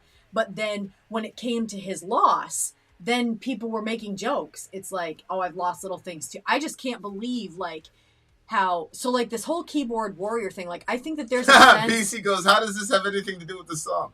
BC, the song is about keyboard warriors, man. It's about people on the internet. I think that like, you know, you talk, there's like situations where people will go along with, you know, like the incel thing, you know, that's crazy that's out there. But just the overall meanness of people with other people is just. Well, I'll tell you, like the keyboard warrior thing is like, keyboard warriors actually create warriors, though. In other words, in 2020, there was protests and all shit going on, police brutality, plus we were entering into the COVID lockdowns and all the rest of it. And I was watching, you know, you're watching people die on camera, and you're seeing all the comments like, oh, you know, good, another one gone, blah, blah, blah. And I was talking to a person who, a friend, well, I mean, they're not my friend anymore. I'm never going to speak to them again. But this is one of these, like, Tom McDonald people. And Tom McDonald, the person, I respect the hell out of him. I admire what he's doing. Anybody that can tap into the cultural zeitgeist and monetize it, I've got a pretty large berth as far as what I will allow as moral and acceptable, whatever. And so, Tom McDonald, the man, the artist, whatever, I have the businessman mostly, I have complete respect for. But this person was a giant Tom McDonald fan, and every 3 seconds, Tom McDonald obviously brings up BLM, and 2020 and all the rest of it. And I was explaining to this person that on the business side, I understand it because his audience are, you know, white, middle-aged, you know, 30, 40 somethings who are angry and I mean, you know the profile. And so he's rapping to those people. So he constantly is going to bring up BLM and all the rest of it. On my side, though, I'm not thinking about BLM as a concept. I'm thinking about my sons. Mm-hmm. And this white lady just couldn't get it. Like, I don't care that this guy makes money business-wise. Matter of fact, I do care. I admire it. I'm glad. But as far as the content goes, he's using those things to exploit that so that he can... And again, business-wise, that's cool. But don't tell me you're my friend and not even listen to the fact of what I'm saying. Like, why is he still talking about this? BLM is dead. It's been dead. Yeah. Why is he still talking about it? Because the people that follow him, that jumped on his, you know, whatever since 2020, they want to keep hearing that shit. And I'll tell you, like, I got into some altercations with folks during that period because I was so angry. And a lot of my anger had to do with the comment section. Oh, another dead nigger, good, blah, blah, blah. Get him off the streets, blah, blah, blah. And I'm thinking to myself, yo, if that was my son drowning on his own blood or whatever in broad daylight, surrounded by people with cameras with nobody to help him. Oh, my gosh. So for me, you know, like, you know, I was like, okay, I'm losing it here because, you know, I went after somebody in Walmart situation. I was like, in Walmart, whatever, and I was like tight. I was gonna hurt somebody. Then there was this other dude. And he was like in the Christian community in the local area or whatever, and he was saying all types of crazy, reckless shit. And he came into our barber shop, and he saw me, and he turned around. And so it was like, at that point, I was like, good. Because I promise you. And the Lord said to me, oh, for real? That's what we're doing. What are you going to do to that boy? And the Lord said, you got to figure out a different way to do this, my guy. This ain't it. And so the keyboard warrior shit, the people typing that silliness, no. But the people reading, interacting, and reacting to it can create real physical harm. And so the solution I did was just to put all that shit into music. And so I've got a series going on And we've got it's in pre-production right now and things like that. But that when those songs get released, shout out to the patrons. You guys are gonna get it first, like maybe a month before everybody else. Like there's got to be some real wins. By the way, Scoundrel, I need you to help set up the next Alliance Leaders meeting. I know it's supposed to be every 30 days, but I want another one quicker. Yeah, so be careful about the keyboard warrior stuff on both sides. Like this Israel-Gaza thing, like I've unplugged. Because I've advocated for the people I need to advocate for. I still feel like once in a while I have to look at some of the videos and pictures of what those people are going through to just kind of go through it with them at some level or acknowledge that those people were there. But I got to tell you, man, those comment sections, get out of there. I'm telling you. On either side. Like the comment section right now relative to the Gaza shit is horrible on both sides. And I understand the Islamic pro-Gaza side as far as like what everybody wants to do to them folks. I mean, the Israelis, anybody that's on the Israeli side, I don't even understand you. I don't get it. And I'm not even going to talk to you about it. I'm not even going to engage with you about it. If you can see what you see and well, that's fine. Then I'm not going to. But yeah, you guys, we got to be careful. We got to be careful about what we say. And you know, like on the Middle America side, we always say we are the media, and it's so true. I'm convinced that people died in 2020 because of comment sections. I'm convinced. Oh, there's no way they didn't. And it's even doubly nefarious because the keyboard warrior is like the least likely candidate to go out and do some shit. That's why Jesus said, treat people the way you want to be treated. There's no way in the world that if your kid was shot and killed on the side of the road or choked out on the side of the road that you would want people saying those horrible things to you. So stop typing them. Stop being that person. Mm-hmm. It's all around. Like if that was your family member that lost his wife and they had found themselves a family like that, like they're all the same and they found each other in this world and then he lost his wife, you'd make jokes like that. Like that's why, you know, Jesus, obviously he's the way, the truth, and the life, but he's also like so practical on stuff that when you start applying those truths, like it changes things. Because if people just simply gave each other the same respect as what they wanted, things would just be different.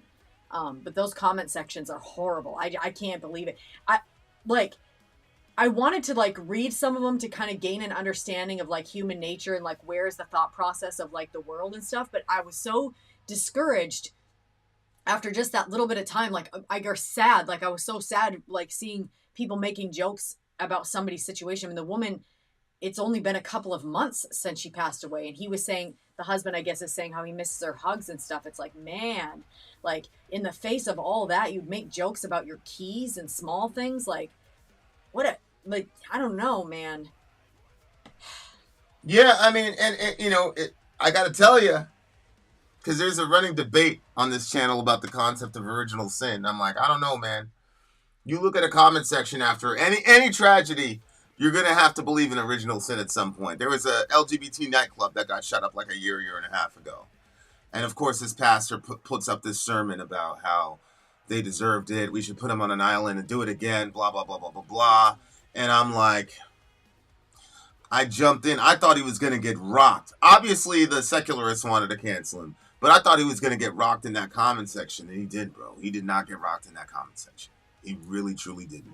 And I was like, holy hell. So it's not just, you know, the racial stuff. It's also religious stuff. It's LGBT people stuff. It's just the complete dehumanization of our fellow man and the celebration or the apathy relative to their death, which I don't know which is worse. Man, tough stuff. Really, really good song, kind of tongue-in-cheek. But there is a Kampf going on these sections. There really, truly is. 9.3 for me. I'm going to give this... Oh, man, I want to talk about the musicianship as well. This is a 9.8 for me. I don't know the lyrics per se, but this is probably going in my short list once I get my phone back. Shout out to... I ain't going to say that. All right. We got more coming for you. Hey, that was a really good pick, controller. Really, really good pick. Shout out to Controller. This is the Controller of Mind streams. We're going to see you beautiful people on the other side of the Be right break. back. Be right back. Yeah, obviously we have Israeli agents all over the place. Mossad agents more specifically. Shin Bet, all the rest of that stuff. Commercial break. We'll be right back. Vin out. Sorry out. Gone. Don't forget the timestamp.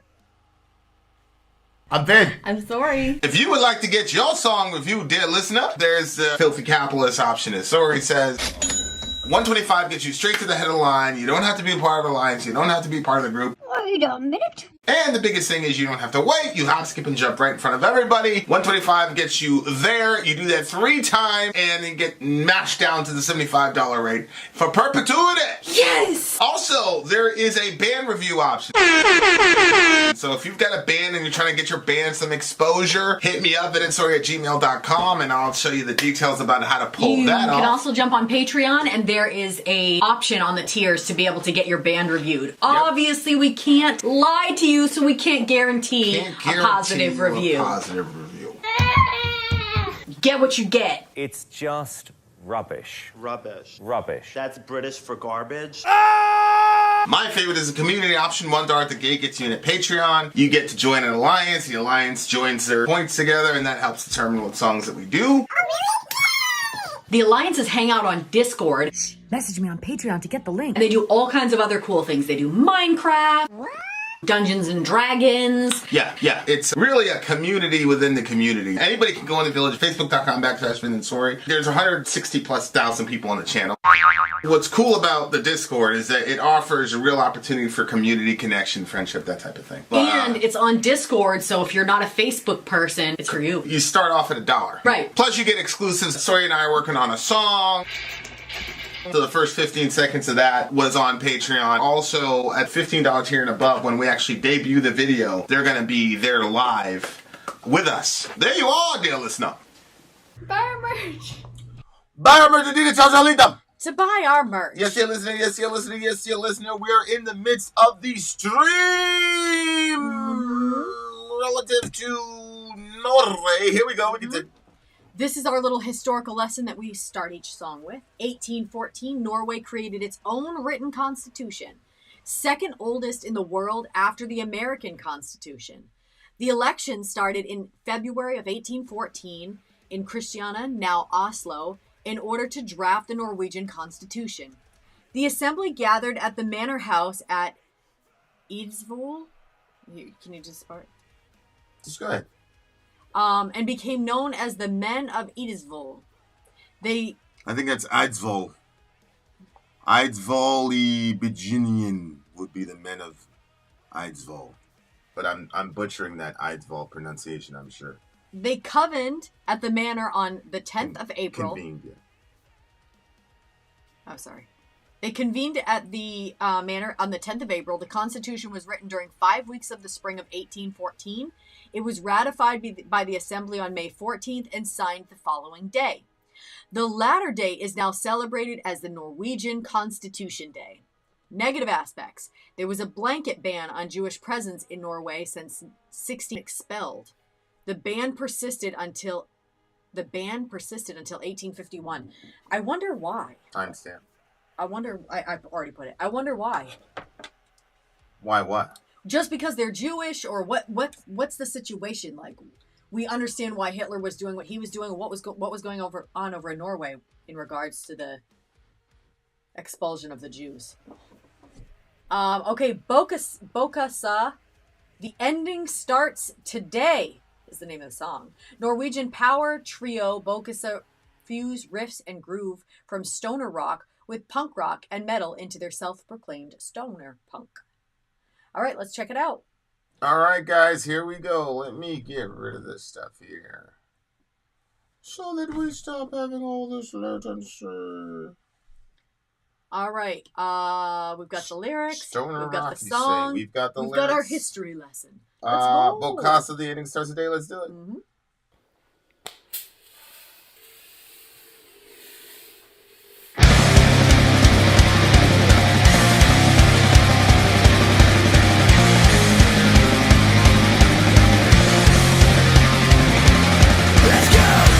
Let's go!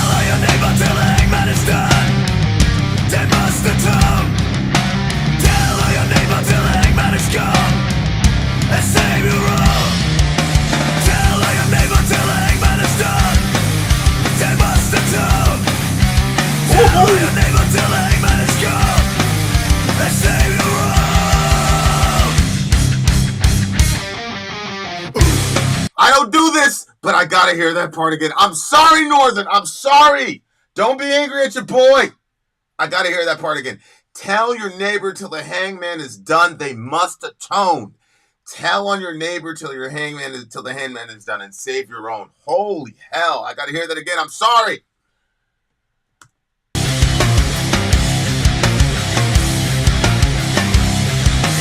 Tell all your neighbor till the hangman is done.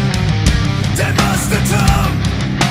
Tell all your neighbor till the hangman is gone, and save your own. Tell all your neighbor till the hangman is done. They must atone. Tell all your neighbor till the hangman is gone, and save your own. Woo! Perfect!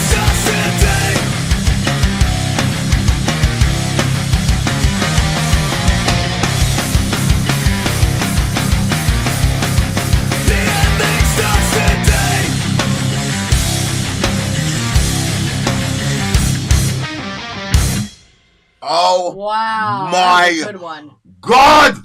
That's a good one. I friggin' love that song, bro. It was heavy. This man said, tell on your neighbor till the hangman is done. They must atone. Man, listen.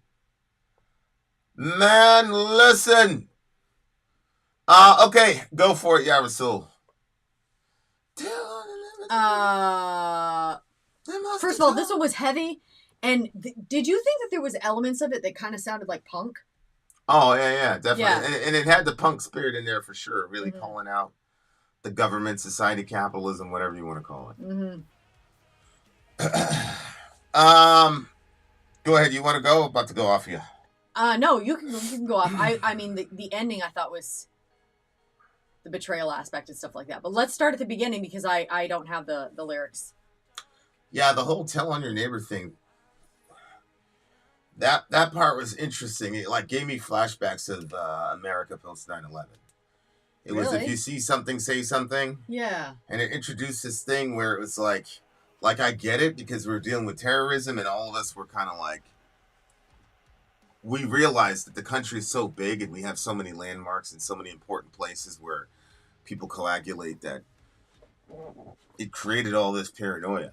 And I remember the atmosphere at the time, like, and I remember people talking about our rights, our freedoms, the atmosphere it was going to create. And it was kind of like, these people, these dumb liberals, these stupid leftists are worried about, it was a leftist that were worried about the Patriot Act, obviously it was the leftists that didn't want to go to war. And so I was just like, oh man, you guys don't love the country, blah, blah, blah, blah, blah, blah. And they're like, no, like, you think that that's going to stop if we all get socialized to start being essentially agents of the state? Mm-hmm. Yeah, exactly. They were like, you think that we can do this and keep doing this and that there won't be a situation where now you've got people socialized for something less critical than a terrorist attack? You don't think that can get... And I really didn't, but I mean, songs like this put a lot of that shit in perspective. What were you going to say? No, I agree that. I agree with that. I always looked at that stuff as like, oh, this is all us Americans working together for the protection of all of us. Mm-hmm. I completely bought into that. But then later on, you're like, well, hold on a second. I guess when the COVID stuff was sort of like, when it was in its height, I was like, yes, everybody should do what we can to protect, because we don't understand what's going on. So if they're saying a mask might work, well, we should do it. If it might protect our neighbor, we should do it. But then it kind of got to a point where you started realizing, oh, well, look at that. Fauci was lying, and then you heard about, way before. We still have a warning on our channel for telling the truth about COVID. About COVID. Yep, we still have the warning. It's still on Actually, there. It wasn't even COVID. It was CDC. It was the CDC. It was really what got us this strike. But anyway, shout out to YouTube. But when you started seeing how people were about that, like we walked into Walmart. We've told the story before. We walked into Walmart. Vinny didn't have a mask on. It was like in his hand or in his pocket. And again, it was like sort of I think it was on the tapering side where people were starting to be like, well, because at first you were really on board with wearing it if you thought it would protect our neighbors. And like, absolutely. Because my logic was, look, we work from home. Yeah. So our chance of contracting it are much lower than everybody else's. And B, our chances of spreading it to coworkers are zero because all of our coworkers are inside. So that was kind of my logic. I don't know if I was working a conventional job, what my mask ideology would have been. But I thought that we were in a pretty advantageous situation. Yeah. And so that was more a neighbor oriented thing.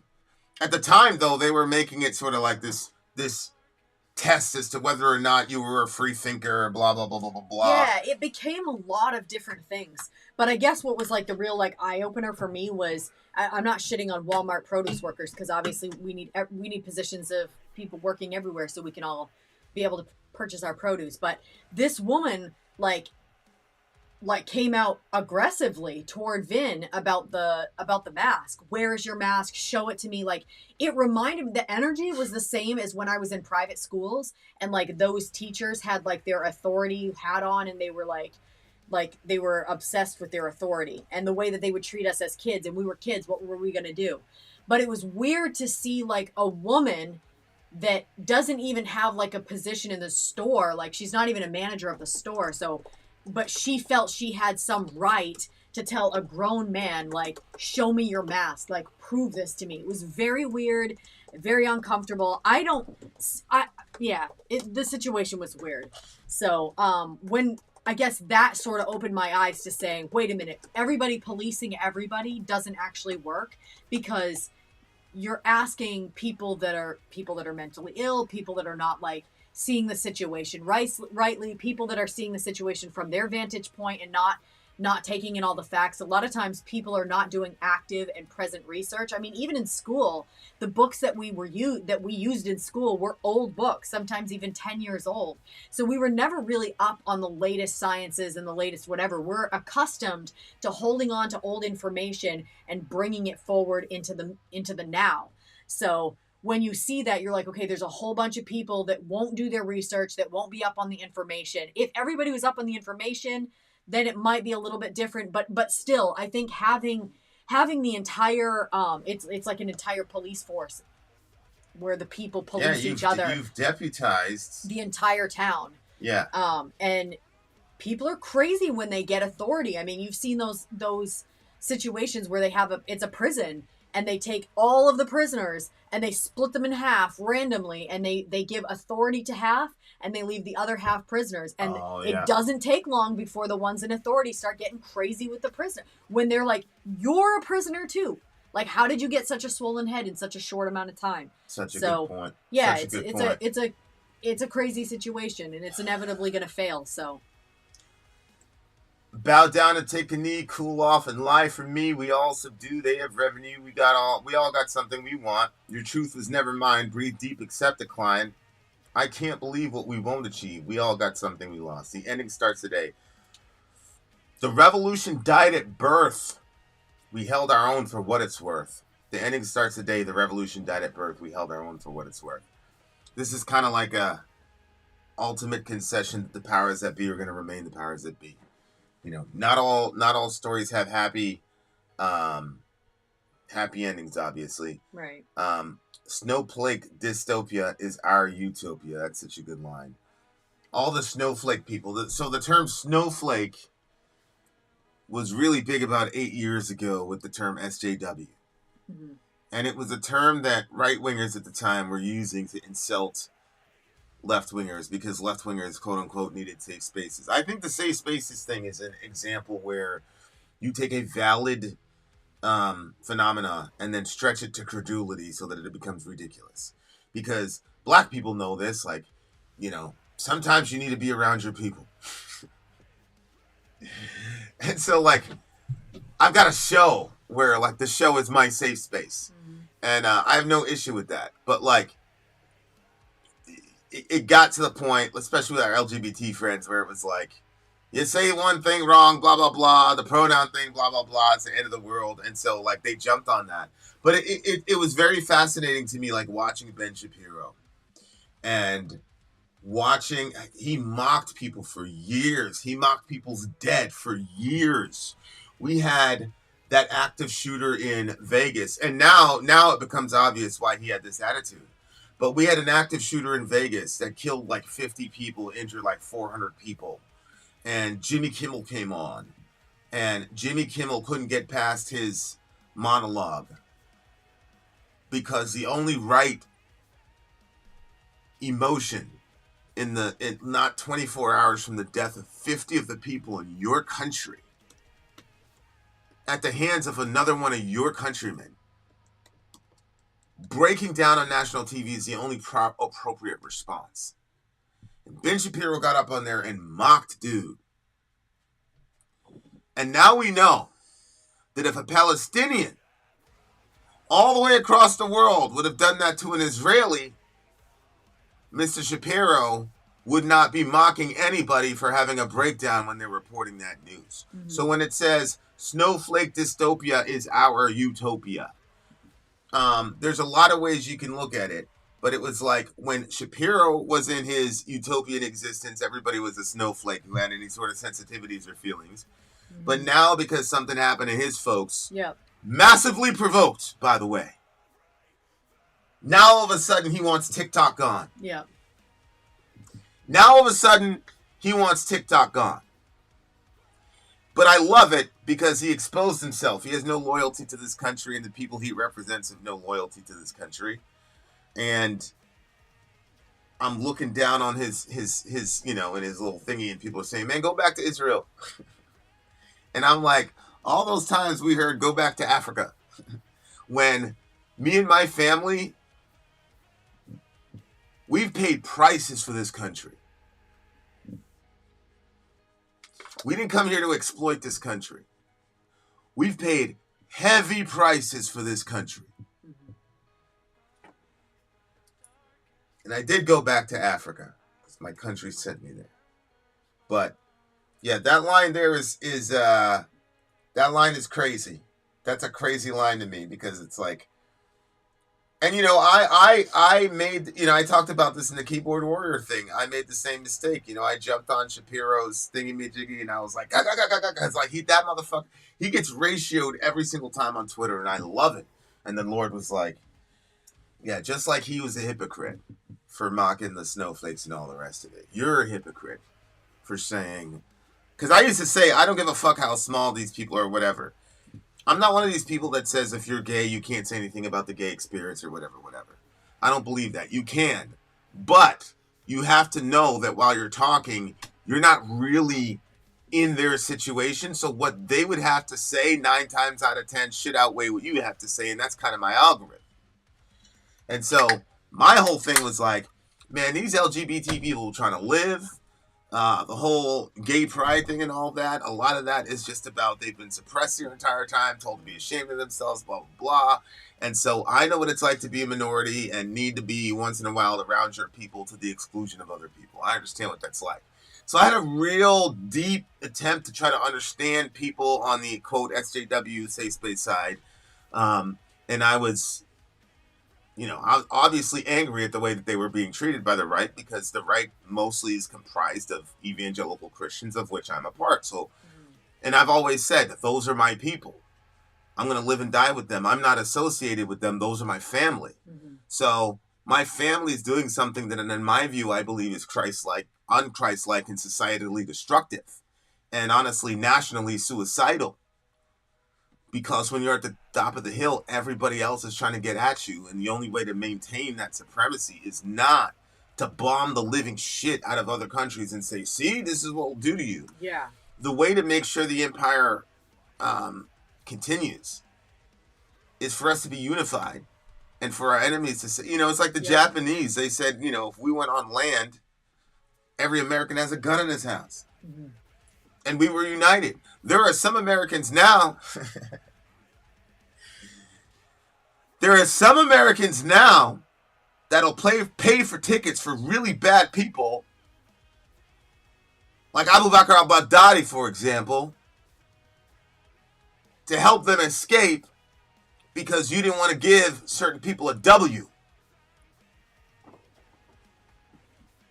So, like, shit is really crazy in the world, man. I really, really like the song a lot. Because it's a really deep song. My attitude toward Ben Shapiro is completely off. It's wrong. And Ben Shapiro doesn't have Jesus as an example because, remember, he was mocking the crucifixion of Christ while he was mocking, was it Mike Brown, Hands Up, Don't Shoot, which I understand. The Hands Up, Don't Shoot thing, I don't really know what's going on there. I'm just going to say that whole thing was a hoax. But be that as it may, your boy Ben Shapiro made an analogy between Hands Up, Don't Shoot and the crucifixion of the Lord Jesus. So he doesn't, if you're a Christian and you hate Ben Shapiro, he's obviously not on the team and would be among those who would have crucified Christ. And Jesus prayed for the people that crucified him. See, that's the thing. Like, I don't need to get into all the Jews crucified Christ. The Bible's explicit. The New Testament blames the crucifixion of Christ on the Jews. That's a fact. The New Testament also blames the evangelization of the world on the Jews. The New Testament says that theirs are the prophets, theirs are the kingdoms, the covenants, etc., etc. The New Testament says that we non-Jews are a wild, grafted in sort of, you know, like there had to be some sort of anthropological or theological surgery to bind us with the Jewish people spiritually so that we could also be accounted as a people of God. So the New Testament is explicit on both ends of this on the spectrum. On the one hand, the Jews brought us the Messiah. Were it not for them, we would get no Messiah. On the other hand, they're the ones that crucified the Messiah according to the New Testament. And they paid for it 40 years later. So there is no longer a specific condemnation hanging over the Jewish people for the death of Christ. And so all that's still applicable in this day and age is the fact that they brought us Christ and that Paul brought us the majority of the New Testament. I hope you understand, the vast majority of the New Testament was written by Jews. So when I said the New Testament blames the Jews for the death of Christ, what I'm saying is that the Jewish authors of the Jewish document that we call the New Testament puts the culpability of the death of Christ on the Jewish people. But it also puts the salvation of the entire planet on the Jewish people as well. And I am never going to compromise what the Bible says for right-wing people in the bag with Zionists or left-wing people who are completely and totally emotional right now for good reason to completely and totally demonize an entire race of people. But holy hell, the songs that we're dealing with now are not... Whew! This is a song of the night for me. Oh, yeah. This is really a song of the night for me. And it just keeps building. I don't know if Northern was, but like every song is building on the other song. I mean, what a fuck. And again, it might just be we haven't shot in a while. I miss everybody. I see everybody. I see Biden. I see Middle. I see all these beautiful people. I see Controller. Maybe I'm just in a good mood, but I don't know, Controller, man. Every song is going up for me, man. This is a 9.9 for me, bro. This is a 9.8 for me. I love this song. This song right here is a song of the night. 9.8. Hey, here's a public service announcement for our current president. Allahu Akbar.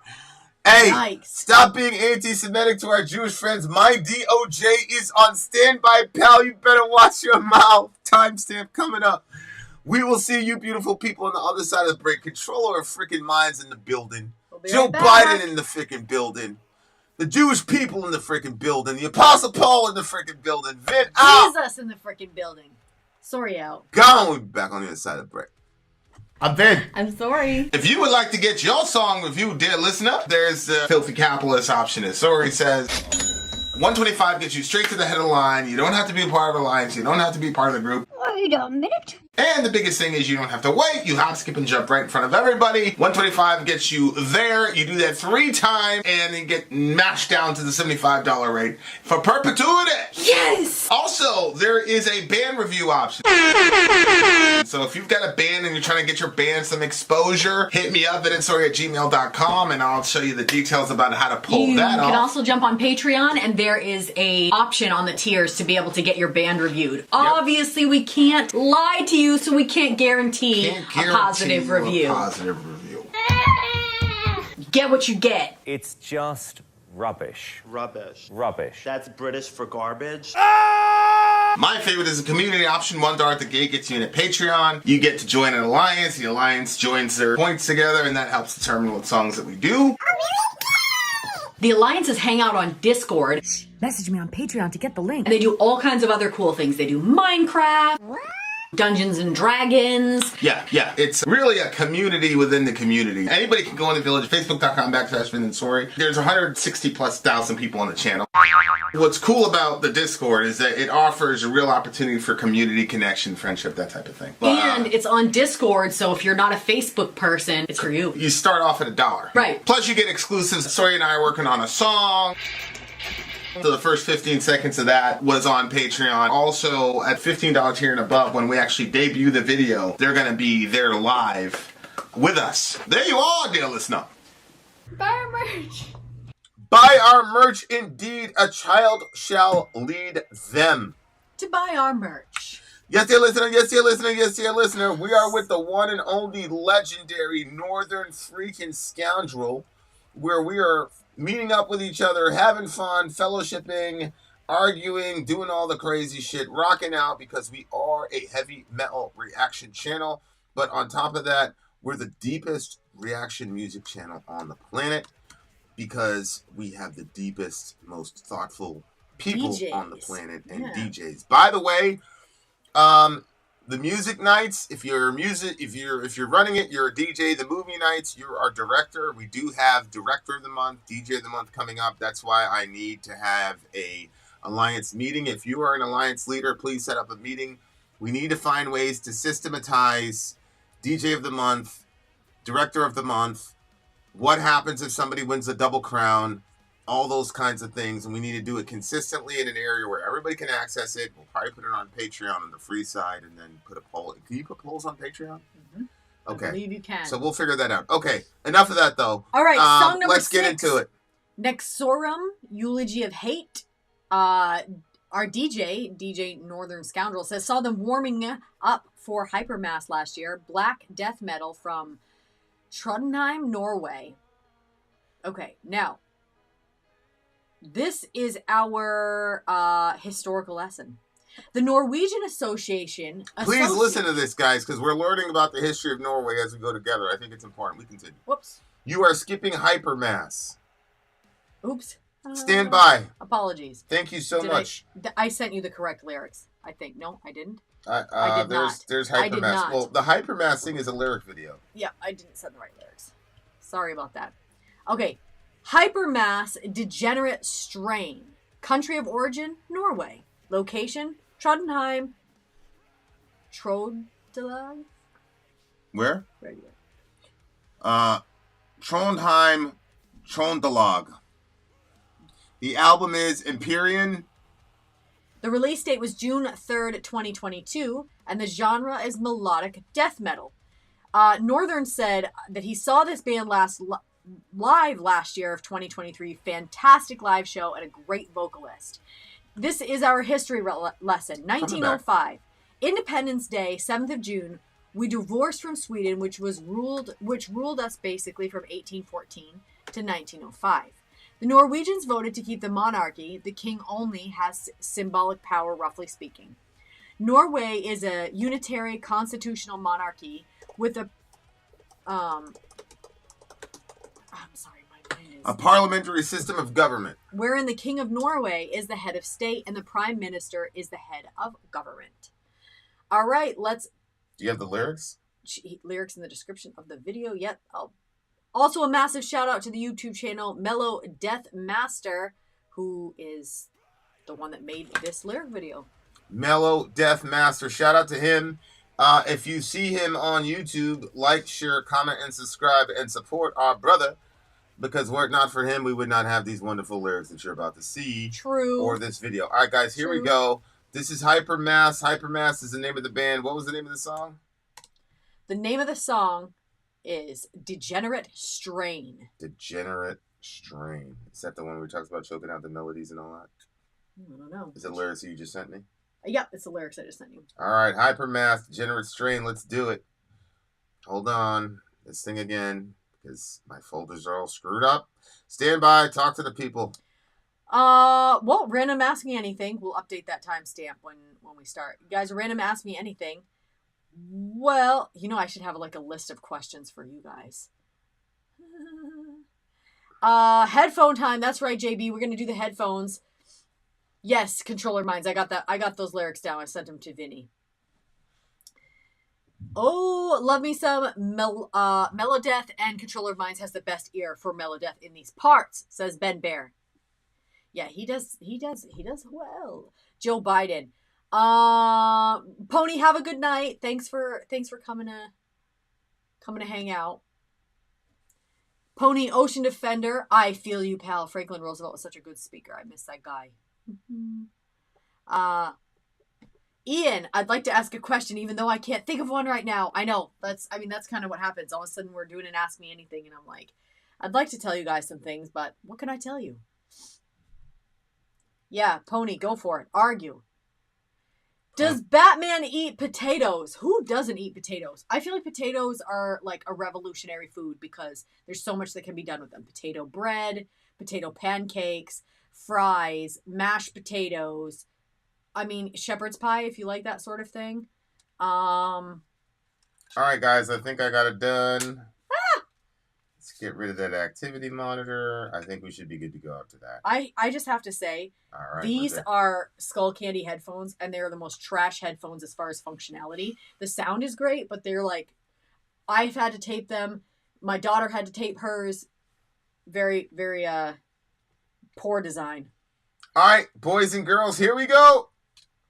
Hypermass, the Degenerate Strain. Let's do it.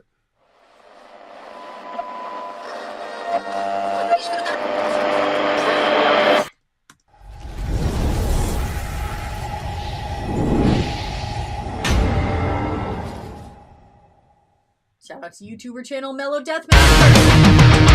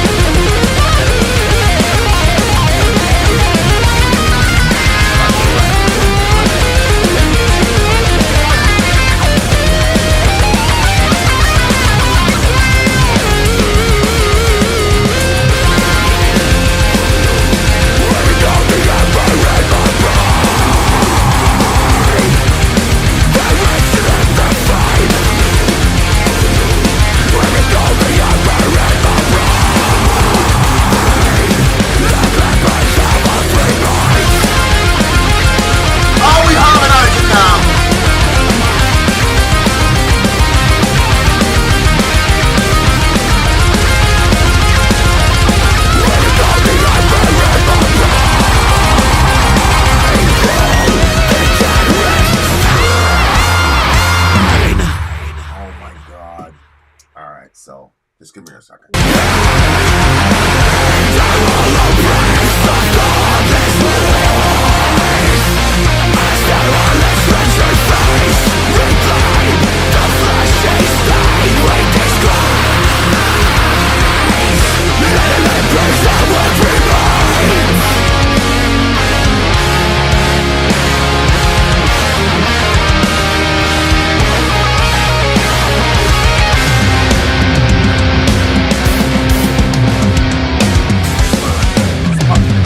Right here.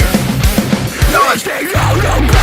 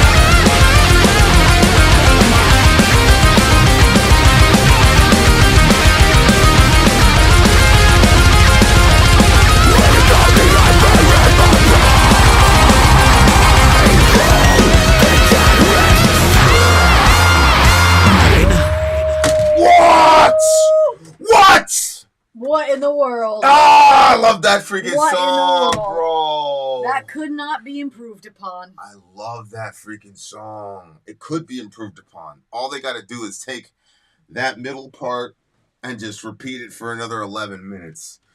God almighty, I love you're this gonna have to do that in band. iMovie. I love this band and I love this song. Now I love Controller. Damn him. Oh my God. I love this song. Poor Controller. Controller's a very systematic, he's a very systematic fella. And I keep fucking with the flow here, but I just had to hear that part again. I got you, Pony. That breakdown, that just fucked up my finger.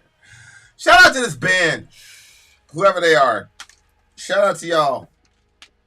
I need to talk to y'all. I mean, oh my God! All right, I didn't know. I didn't know they had it like that in Norway.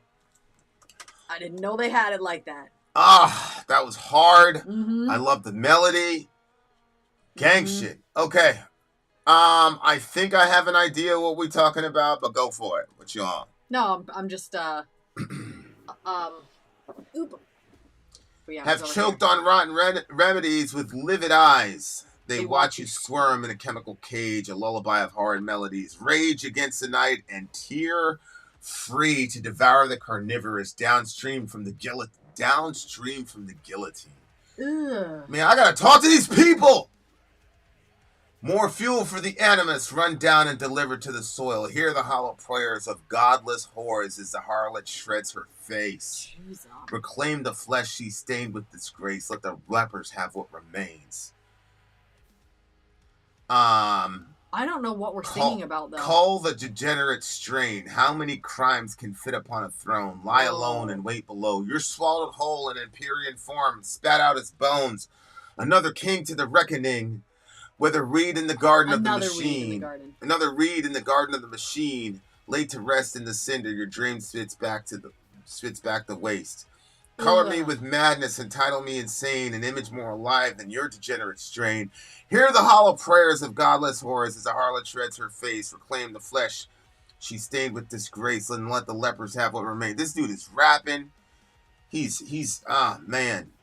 Down low, face first in the gutter where you were born. So take a breath of the contagion. Down low, face first in the gutter where you were born. Now drain Spits back the waist, down low, hollow. Eerie glow in the ember in my brain. The wretched in the vein, down low, hollow. Eerie glow in the ember in my brain. I mean, this just such good lyrics. It reminded me of my stint in the hospital. No kidding. What? Yeah, definitely reminded me. That's of my what we're stint in talking the about? hospital. When he talks about a chemical cage. Yeah. Having choked on rotten remedies with livid eyes, they watch you squirm in a chemical change, a lullaby of horrid memories. I rage against the night and tear free. So he's in a chemical cage, and people are observing you, which is exactly what happens. This was when you get checked in. Anyway, when I heard the beginning, I thought we were talking about, you know how you they'll test animals.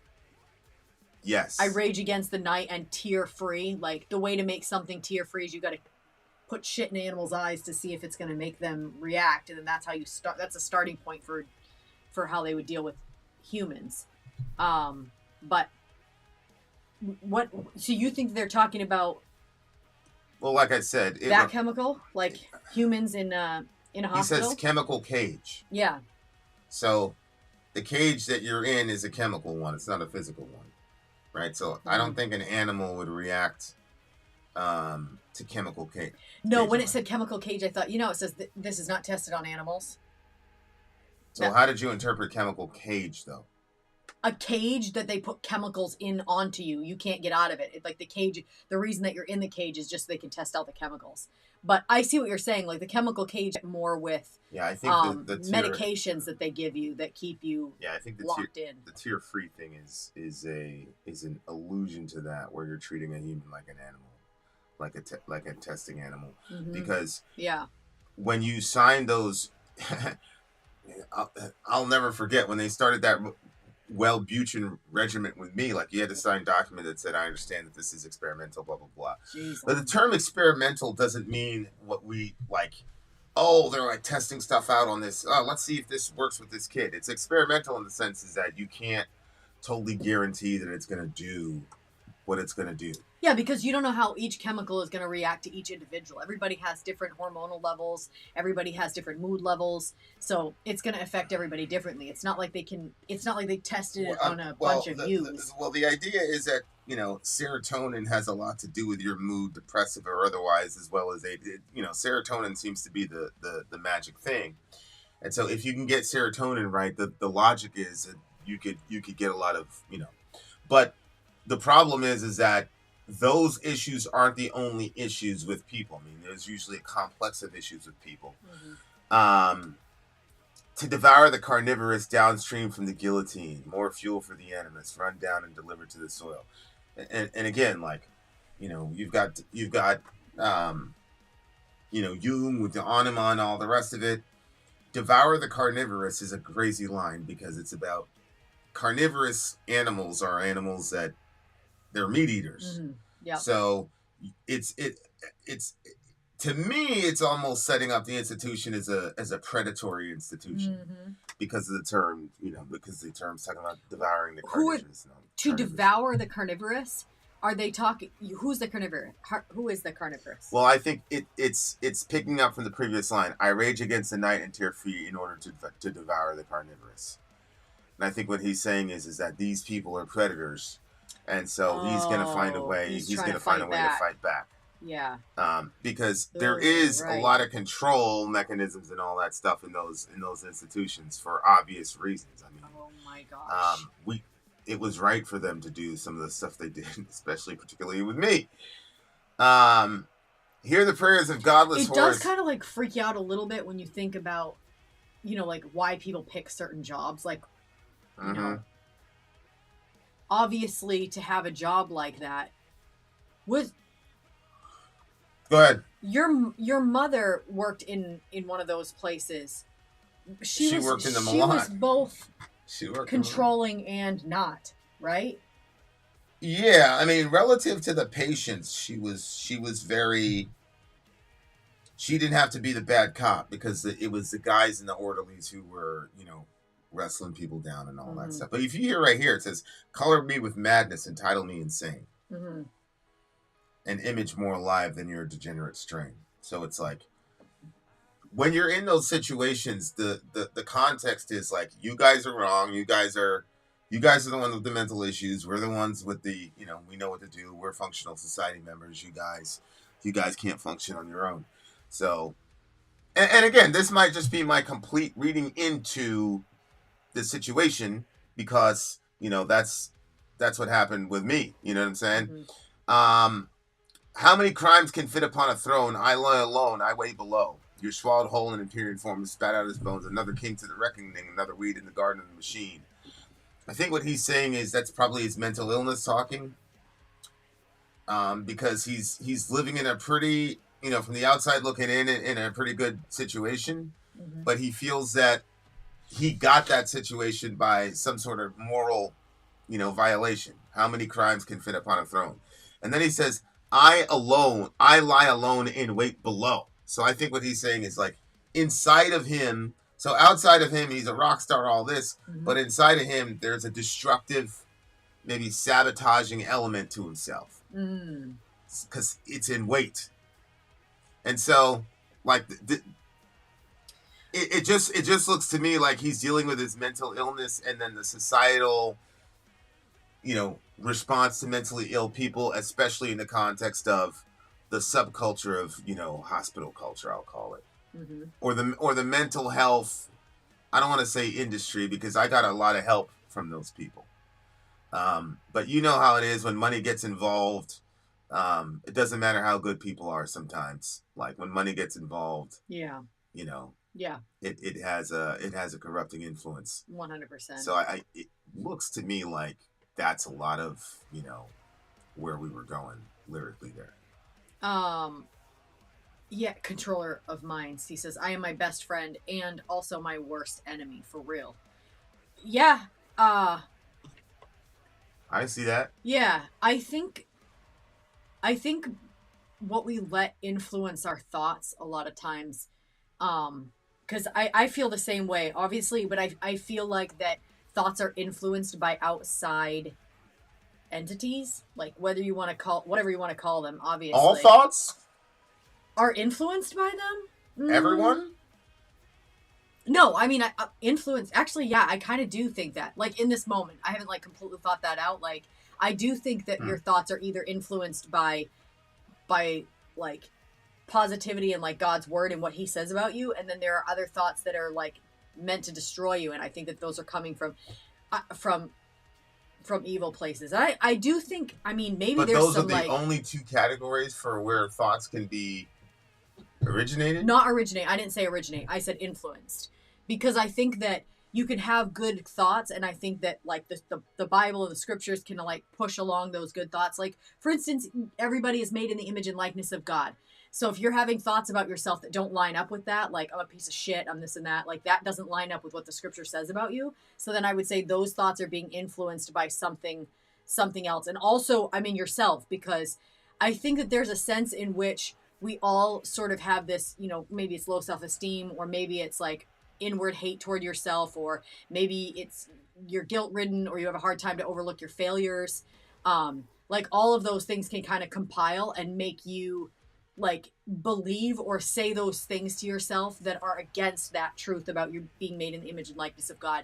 You can be made in the image and likeness of God and still have problems that you have to change about yourself, because obviously we believe that we're all sinners and we're on the process of becoming more and more holy as a people. But yeah, I do think that a lot of our thought, and I think that sometimes, like, black and white, Vinny's very nuanced in his thinking, and I tend to be more black and white. So for me and my own thoughts, I do black and white it. You don't nuance? You must nuance yours. No, I mean, it depends on what the situation is. Like, if you trespass onto somebody's property and you just destroy all their shit, like, I'm going to be very black and white about that. Mm-hmm. Like, there's no justification for it. So, like, that's just a random crazy example, but, like, I'm nuanced when nuance is necessary, in my view, I think. But I think there are other times when there are things that are so obvious that there is really no necessity for nuance. But yeah, I talk about Dr. Petzel a lot. That was my doctor when I was in mental institution. And she was great. for the most part, the orderlies were okay. You know, the people who were like running us and all that stuff. There were some doctors who kind of, they had a philosophy about medicine that was like, look, this is the best thing, blah, blah, blah, blah, blah. What I loved about Petzl was she explained to me that these are theories. We've had repeatable results, etc., etc. And so that's why this is here, right? So, like, yeah, I really, really, really like this song. You know, I think that one of my issues... It's tough to... I mean, I'm grateful for that time in the institution, and I'm also grateful for the ability to say that I was, because there's still such a stigma on mental health, and I don't want to come off the wrong way, but like real mental health in the sense of like, whoa, this person might die, etc., etc. There's such a stigma on that I'm so happy that I'm able to talk about it. You know what I'm saying? Like, because, you know, it was real. It really happened. And I'm not in any way, shape, or form ashamed of it because, you know, I bounced back and I cleaned up pretty decently, I think. So, yeah. But that's my interpretation. It may be completely off, but that was my interpretation once he started talking about chemical cages and all that stuff. I remember, like, I was degenerating pretty bad. Like, my mind was like degrading pretty bad until they hooked me up with this thing. I forgot what it was. But, like, after a day, I couldn't remember my name or my address. You want to talk about chemical cage? And a lot of folks, like, their doctor would basically push them to keep on it because, you know, oh, your body just needs to get used to it. Once I called her on the phone at her house, actually. And she said, Vincent, you can never call me at my house How did you get her number? We had a directory. Remember, this was 2001. You know. As if her number wasn't unlisted. What? She said, you can never call my number again. She said, but tomorrow I'm coming in, blah, blah, blah, blah, blah. And sure enough, she got me off those meds immediately. She didn't even try to convince me. She got me off immediately. Yeah. Well, I mean, that was kind of positive. Like, you were recognizing something wasn't good for you. I wonder if, you know how there's the whole, like, oh, if only I was rich enough, or if I was in a rock band or whatever, and then once the person gets to that level, then they're like, wait, actually, this doesn't give to me what I thought I was going to be able to get from it, and then the person kind of like, I wonder if it's, you know, also the same, like, because we sort of, maybe this is an assumption, but you sort of look at, like, going to the hospital in that regard as, like, this is the last straw, like, this is the last stop of the train. So if you're in that situation and you're at the last stop of the train and they put you on meds and the meds don't fix your issues because your issues are deeper than just a chemical imbalance, like there could be a spiritual issue going on, like, I would think that finding yourself in a mental hospital where the meds are not clearing up your issues would also put you in the same place that, like, all of a sudden you're rich and you have everything you want and you're not getting what you thought you could out of it. I would think that it would do the same thing mentally to people. If there's no discussion about, okay, people are body, soul, and spirit. You're more than just your body. Your chemicals can be off and they can try to give you the meds for it. But you have at the end of the day, we are more spiritual than we are physical, but we believe we're more physical than spiritual because we just see the physical. And, once you transition to recognizing your spiritual side and recognizing how much of your body and how much of your soul is dictated by your spiritual state, it revolutionizes your life, because you're like, when there's a problem, you start saying, okay, well, hold on, what's going on spiritually for me right now? And it does give you a different outlook on stuff. So I don't know, like, what that would be like, because I've only ever lived in a world where the spiritual was like a massive part. Even if I wasn't doing good spiritually, in the back of my head, like, I never had no faith in God. I always believed that God was there. His distance or closeness to me was of question to me at different points, but I never believed he didn't exist.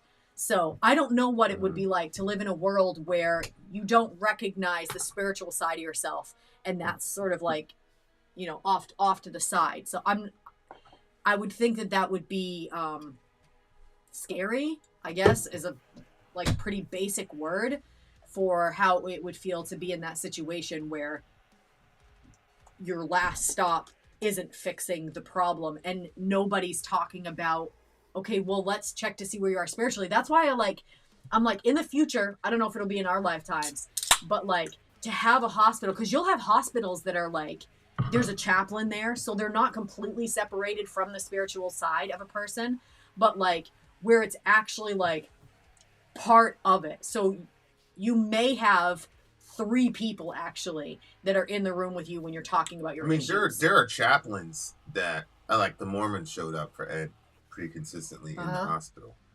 I just think that the song itself is more about like, you're automatically, and I was a kid at the time, like I was 18, so I didn't really have, any sort of like, hey, I'm an adult. I still looked at them as adults, you know what I'm saying? Because I was kind of like a kid. But I think that if you don't perceive yourself to be a kid, the dynamics there, it's like you're at the bottom of the barrel, and they can do and say anything, and they can tell you what to do and all this. And you had people who were grown adults who were being told what to do by 20-year-olds. You know what I'm saying? So it was kind of like one of those situations where it was easy for me because I was the youngest one there by far.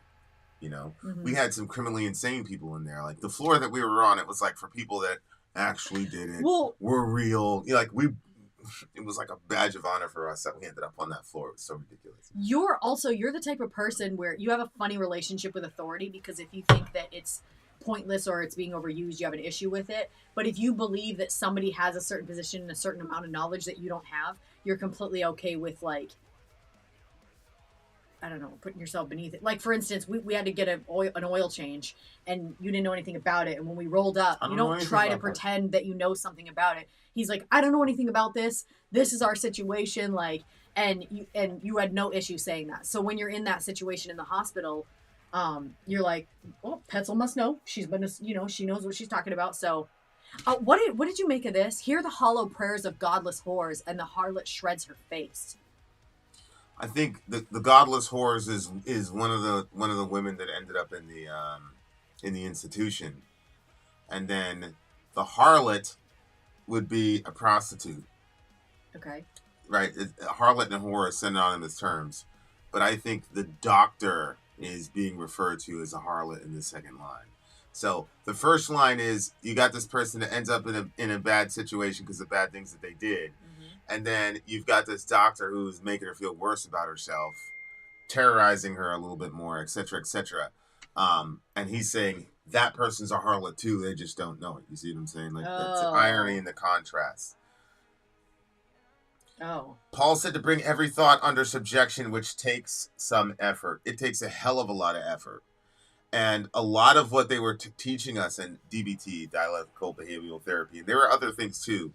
They were essentially trying to give us practical tools wherein we could take our thoughts captive, especially if, like, you had anxiety.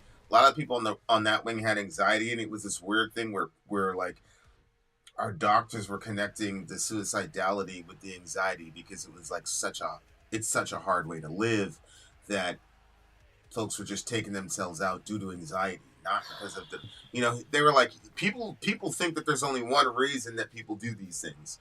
And it was like, they had us do like a raise your hand drill, and there was like 11 of us in that class one time, and like, I think it was 8 or 9 people raised their hand. Like, we all had different reasons for why. For why you were anxious? For why we were going to do it. Oh. Why we ended up here. Like, one person was angry, one person it was anxiety, me it was XYZ. Like, it was pretty crazy. And everybody knew right off the bat with the question, like, nobody had to be asked any questions to, like, get to their answer. Like, everybody knew why they wanted to do it? Well, he had done, like, an hour thing before. Oh, okay. And then he was like, if you don't believe me, blah.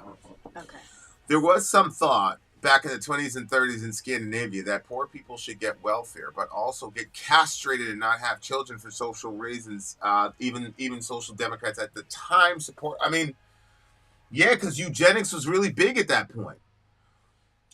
You had Margaret Sanger and all them boys, and like, just FYI, Margaret Sanger did not promote abortion. She promoted birth control. Her logic was, if you guys did birth control, you wouldn't have to do this barbaric act type of thing. So just for clarity. But eugenics was very big in the 20s and 30s because we had, Darwinism had won the debate. And then it was like, okay, well, what are the ramifications then of Darwin? And so the first ramification really at the mainstream scholar level was eugenics, where it's like, we need to cull the herd because these people are reproducing and they're going to introduce their genetic defective genes. And that's why literally the song is called Defective Strain. And they were you were looked upon as unfit or defective if you had a mental malady. And we still look at it that way to this day, which is one of the reasons anytime I can, if it's relevant, I'll say, yep, I did time in a mental institution. I was in a mental hospital, the funny farm, whatever you want to call it. People are okay with saying I have a mental illness, like every once in a while or whatever, or I have PTSD or whatever. But then when you actually talk about the effects and ramifications of what that mental illness does, there's a complete shutdown in society. Nobody wants to hear it. It's massively uncomfortable. And so there is a sense, I do believe, where we still have that spirit from the 20s and 30s relative to people with mental health. You have to kind of ask yourself, how much of mental illness is the nature-nurture discussion? Like, how much of it is like, okay, these are the chemical imbalances that you have based off of the genes of your mother and father, which kind of, you're talking about eugenics in the sense of, that's kind of what she sounded like she was saying. But you have to look at the other side and you have to say, okay, how much of mental illness is based on the way that a child is raised? The environment, the stress. Like, you talk about creating a world where you incentivize births. So if a mother is pregnant, she's paid a wage while she's pregnant because she's essentially building our society. And then she gets paid being, as a mom. So society keeps paying into that. So then if you look at it that way, there's a certain level of stress and bad decisions that women make because they're financially stuck in a relationship. And so there are certain moves that your mother had to make with you guys and drag you along with her because stuff had happened. And you guys, you've said it before, you guys ended up in like halfway house type situations. What do you call them? I can't homeless shelters. Homeless shelters and stuff like that, where if she was being paid a stipend. Now, when she was with the guy that she was with, that money would have been shared between he might have used it on drugs. Who knows what would happen? But if at any point she decided to leave, that money is still in her name and she could go and do something with it. So even if she was mentally in a struggle, she still has the opportunity to be able to get living for you guys. And like, life would have been different and you guys would have known you weren't going to just end up in, some random person's house or at some whatever. Like, there's a certain level of security that you can give kids in that environment. And that would inevitably have an effect. Because again, when some people I think are better able to manage their emotions when they're in a stressful situation. And I think we all have a trouble managing ourselves well when we're stressed or when we have anxiety. But I think some people are better at it than others. And I do think that there is something to be said, like, as women, like, where our hormones are up and down throughout the month. And we are, generally speaking, more emotional. I mean, that's part of how we're able to be so maternal with our children. It does have an effect on how stress affects us over and against how a stressful situation will affect a man or other people. I mean, I know that there are men that are more emotional and there are women that are less emotional, but the overall picture. And I think that is also a part of it. So your mother's stress level and how that's going to be, the show that we were watching last night, the mother was frustrated and stressed out based off of what happened at work. And then she comes to the kid and the kid's like, yeah, I get it. It was a bad day at work. Because he's so used to hearing it and he's so tired of that excuse and that reason for why she's doing it. But it does have an effect on people. So again, if society was structured differently where medical was completely covered for everybody, I'm like, all of those things would be, I think that would have a better effect on, you could even look at it that way.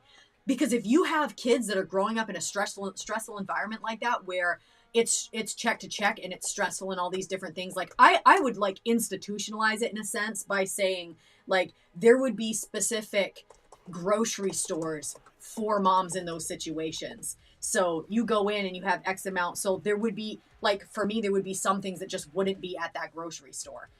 I wouldn't supply alcohol at it. I would supply stuff that was going to help the kids. There would be a lot of pre-prepared foods and stuff like that. Meals that you can cook, like a macaroni and cheese or whatever you're going to have, like a big amounts of it where meals are already prepped. Because sometimes when people are stressed out really bad, like the thought of cooking or doing those things, they don't do it. And then the kids end up suffering as a result. So I would just like, you can buy stuff in bulk and things can be different. So you could sell pre-prepared meals like that. I think that it would be much better. And overall, that's going to help us as a society, because if you have kids that grow up in a more stable environment, less crazy, then it's going to help them be more stable adults and, you know, have less issues. So then society as a whole is not going to have so much mental illness. And so I just think that overall, like a lot of times we make decisions based on how much money we can keep in our own pockets, not realizing that the amount of money that you kept in your, for instance, you know, in our town, we had an active shooter situation and the person went around and folks ended up dead. And so you ask yourself, okay, well, if the mental illness side of it was taken care of, but the other side, yep, you kept money in your pockets, but all of those people that lost somebody that day would much rather have a ton less money in their pockets if they could still have their family members. So I think if we could look at the cause and effect of things and see how stuff affects other things in the long term, then we could say, okay, it is to our benefit. If you have to be so selfish that you can't say, hey, I see somebody struggling and I want to help them.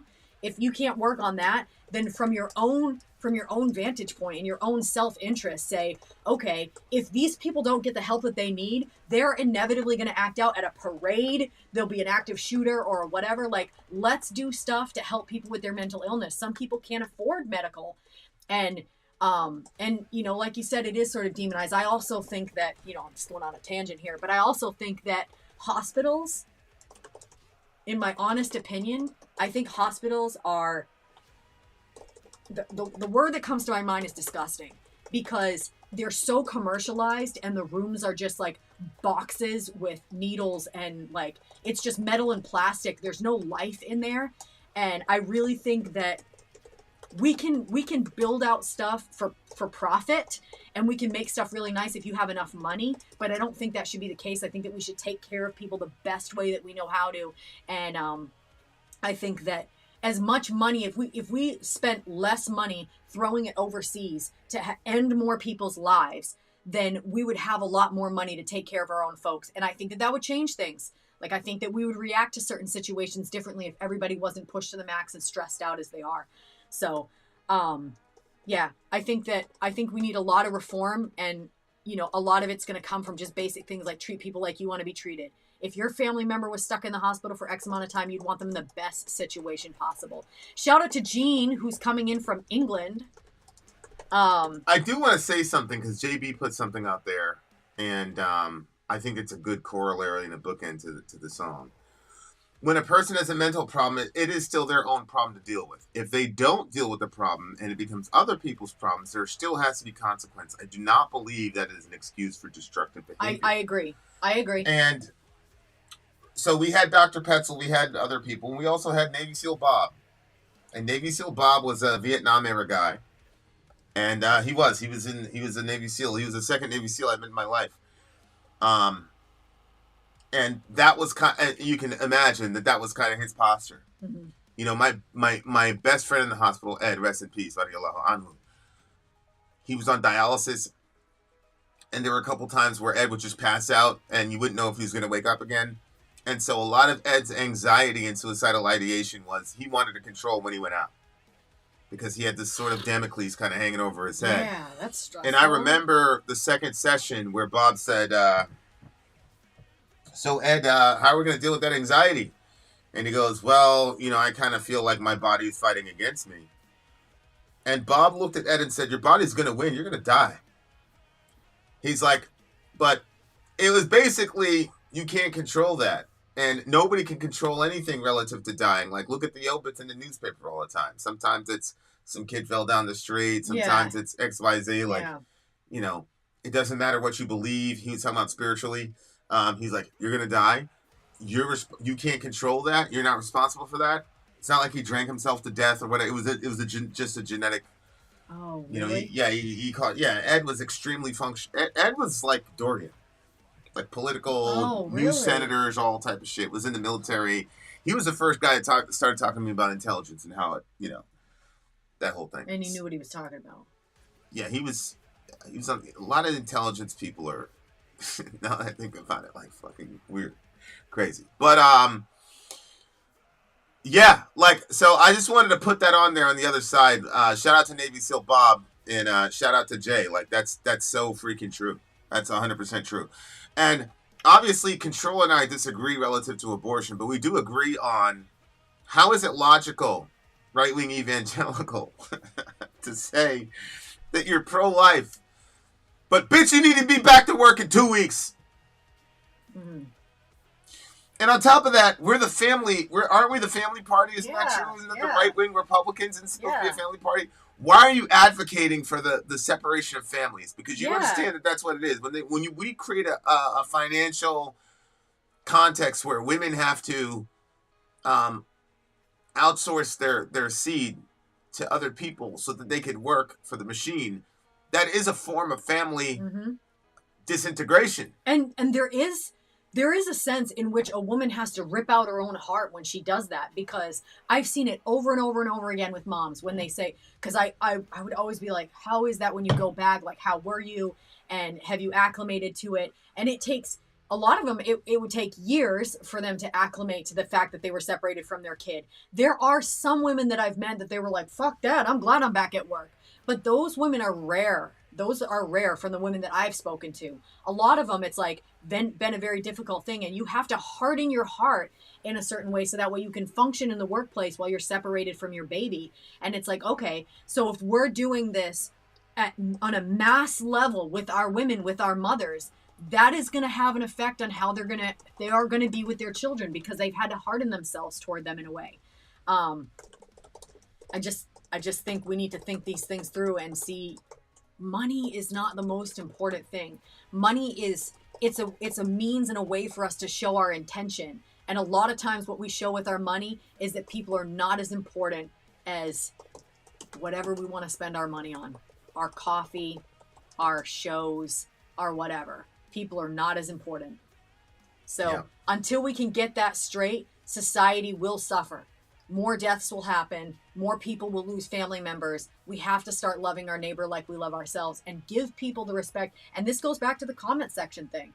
We got to talk to people the way that we would want to be spoken to. So, yeah, great song. I mean, really, really good song. I loved the sound of it. Like, it could, sound-wise, you said it could have been longer. I don't think it could have been improved upon. I agree. Longer, but I think the length of the song was great. I think you just have to take the song and drop it in iMovie and copy and paste it 10 times, 15 times to make it like an hour-long repeat. So think about this, and then we're going to go to the next song. Thank you for, I know, Control, you generally don't like mega long reviews, but I thought this one had so many angles to it, especially in the comments. You guys' comments have been, this is what I'm saying, like, we're the deepest channel on the internet. We really are. So Controller's sister was on leave for a year. Oh. With her kid. Yeah. Again, I don't agree about the kindergarten socialization thing. I actually think that public school socialization is actually anti-socialization, actually. But we can get into that another way. Yeah. But aside from that though, like, imagine what would happen with the rates of abortion, really, if a woman thought I could be paid for a year? Yeah. And the boyfriend could get 2, 3, 4 weeks or whatever. And then he can go out and still, he doesn't have to completely upend his life. He can still do his regular job while his girl is taking care of his kid. Like, imagine what kind of world we would be in. Here's to hoping that happens. We were all over the place with this review. Look at 9.8 for me. Krinska, my grandmother got separated from her child because she got it before marriage and it was considered a sin. But I can see it has an effect on her to this day. Yeah. I also think that, like, it would be cool if they gave the dads the option. Let's say you're going to give them 4 weeks. If you were going to give them 4 weeks, you give them either 4 weeks, like, all the time off, or 8 weeks and he works part-time. Like, whatever it is, you could give them that option. Yeah. What'd you give this one?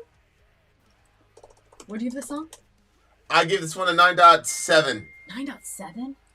As much as you like this one and you wait, want to is this the whole one that I thing- rewound? Yeah, and this is the one you wanted to repeat. You want it to be 11 minutes long. I cannot believe you're not giving it a 10. No, this one's a 10. The Yeah, review is that's just so what I'm long. gonna say. The This review one's is a so 10. long, I forgot. This is a 10. Here we go.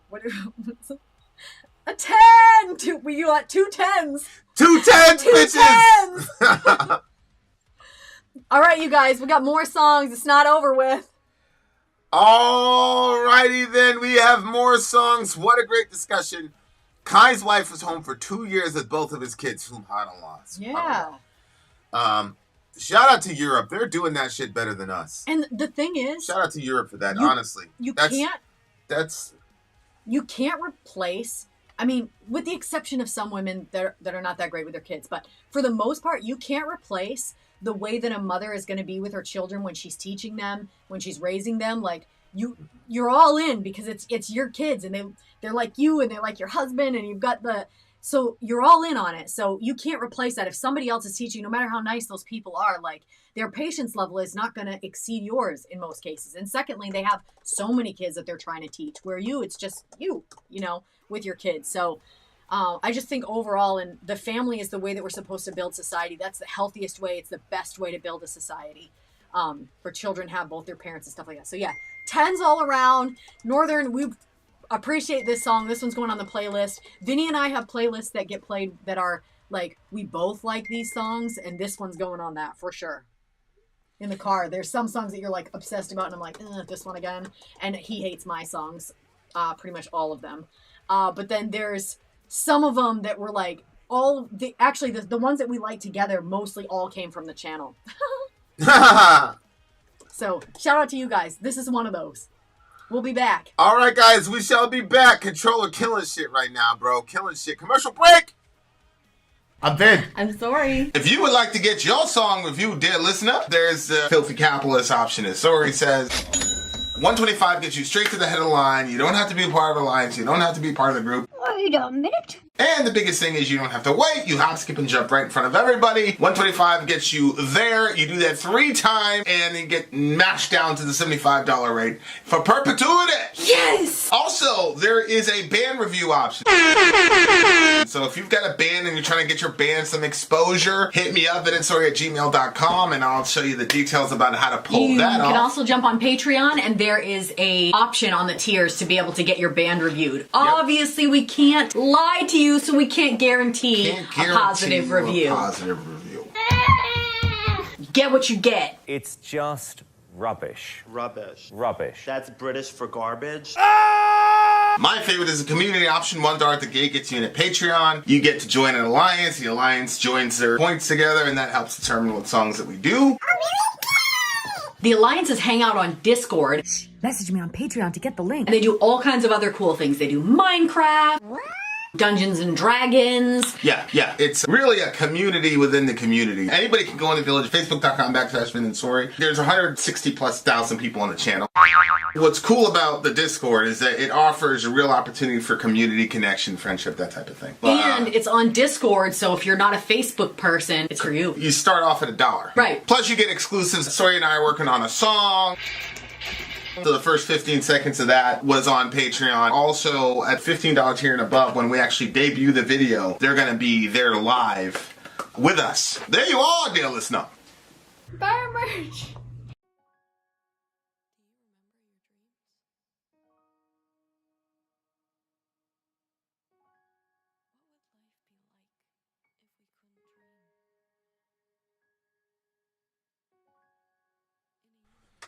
Buy our merch indeed, a child shall lead them. To buy our merch. Like this shirt that's 4 years old.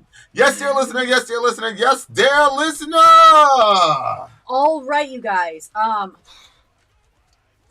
What happened? Wish you just didn't tell me that. I didn't say it was gonna happen. I know, saying but he's considering it. I know. Interesting. Okay. Okay, we have a history lesson, as you guys know, before we start out the song.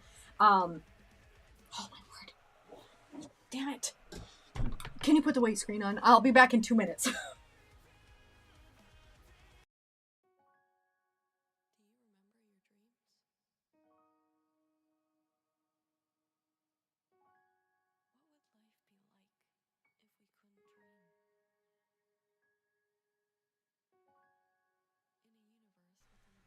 Hey guys, Sori will be back, but for now, you can do and ask me anything. I'll answer a question until she comes back. Yeah, that's pretty crazy. About so in Finland, you have a right, like a constitutional right to maternity leave or something like that. I think that's what he said. I'm not sure if that's true or not, but that would be crazy if it was. Yeah, so if I've got relative to socialization,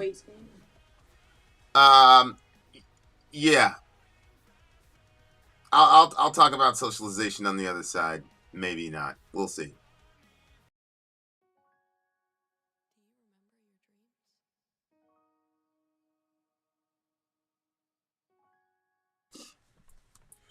All right, guys. So let's go. Song numero 6. Number 6. Elegy of Hate. The Norwegian This is our history lesson, folks. The Norwegian Association for Women's Rights, Norwegian, Norsk Kvinnesafaring. Okay. NKF is Norway's oldest and preeminent women's and girls' rights organization, and Norway became the world's first independent country to introduce women's suffrage in 1913. So our song that's coming up by Northern Scoundrel, our DJ, is Nexorum, Eulogy of Hate. He said, I saw them... Is it eulogy or elegy? It looks like Elegy of Hate. I thought that was it. Yeah, it's probably elegy. Okay. Saw them warming up for Hypermass last year. Black death metal from Trondheim, Norway. Oh, the last one was from Trondheim too, I think. No, that's because I started... we skipped it. That's right. I made a mistake. Okay, I already sent you the lyrics. Okay, so we got that, and then we got the official one? No. Because he's got video to be watched on the side? He says said, video to be watched on the side, right? Well, this is not this is another document. So just go with whatever we downloaded, because that's what he sent me. So but we're still watching a video on the side, right? See right there, it says video to be watched on the side. I'm assuming that's the official video. Yeah. Okay, you're right. They've got 476,000 subs. Okay, so that we would probably get hit with that. All right, guys, here we go. And you sent that in text, right? I did. The lyrics? Got it. Okay, let me get these lyrics, and then we are going to be watching... Elegy of Hate. Wait, is that what you said? Elegy of Hate? Elegy of Hate. There's a lot of hate going on. Elegy 257. of Hate, you weirdos. All right, let me turn this off here. Let's check it out. And we're going to listen to some Elegy of Hate by our band. What's the name of this band again? Nexorum. That sounds like that Hollywood sex cult that we watched that Netflix special on. Yeah, that's right. It does. That thing was ridiculous. Give us a second, guys. Got some chippiness here. Man, this guy had them carve a symbol or burn a symbol into their skin. It turns out it was his initials. They didn't realize it at the time. Yeah, dude. That is freaking crazy. What was I right about, Kai? What was I right about? Finally, I was right. All right, here we go. Wait. I want non-chippiness before we start. Here we go. 1, 2, 3. That's good enough. All right, here we go. The things that we do. Elegy of Hate, let's go.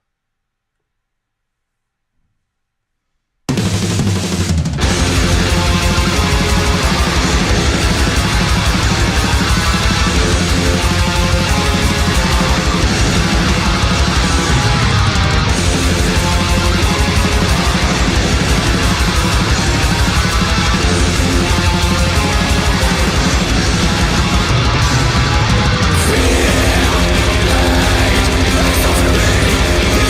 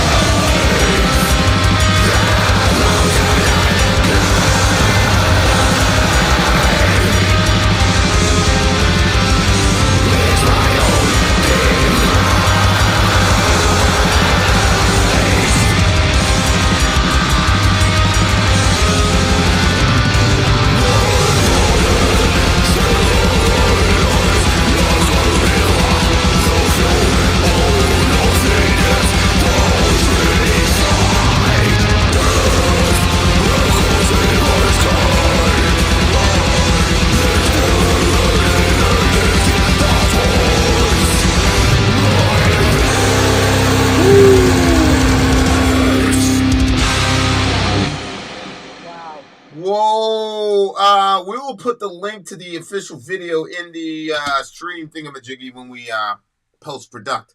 Holy moly, that was Elegy of Hate. Wow. That's a powerful freaking emotion if I ever saw one. Yep. Yeah, I don't envy where the homie's at. The song before, what was that, Hypermass? You gotta understand. Degenerate strain. Yeah, Hypermass. Hypermass. Yeah, Hypermass. Black metal is my favorite genre, and tremolo is my favorite picking style. So the fact that this song did not beat the previous song is a historical moment. Speaks to the greatness of the previous song. This is a black metal song. They did great. They got the tremolo shit, but I still love the other song better. Holy moly. All right, so go ahead.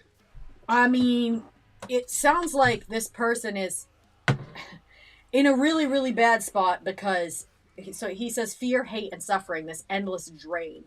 He's comparing that feeling to being like an endless drain. And I don't know if he means drain like when you look at a drain and like stuff goes down it, or if he's talking about how like it drains him to be in this state of suffering where he's full of fear and hate. Yo, Hypermass and Nexorum are both from Trondheim. I saw them both live at the same evening. Holy hell. You lucky. That was Controller? Best. I'm going to take a plane and fly over to Controller's place. There you go. This motherfucker's going to shows like every other week. On the regular. Every time I talk to him, go on another show. Damn it. No. Continue. He says, whenever I turn the fire, it yearns. Grief and solitude, I have no pride. In slumber, I linger. In vain, a death singer.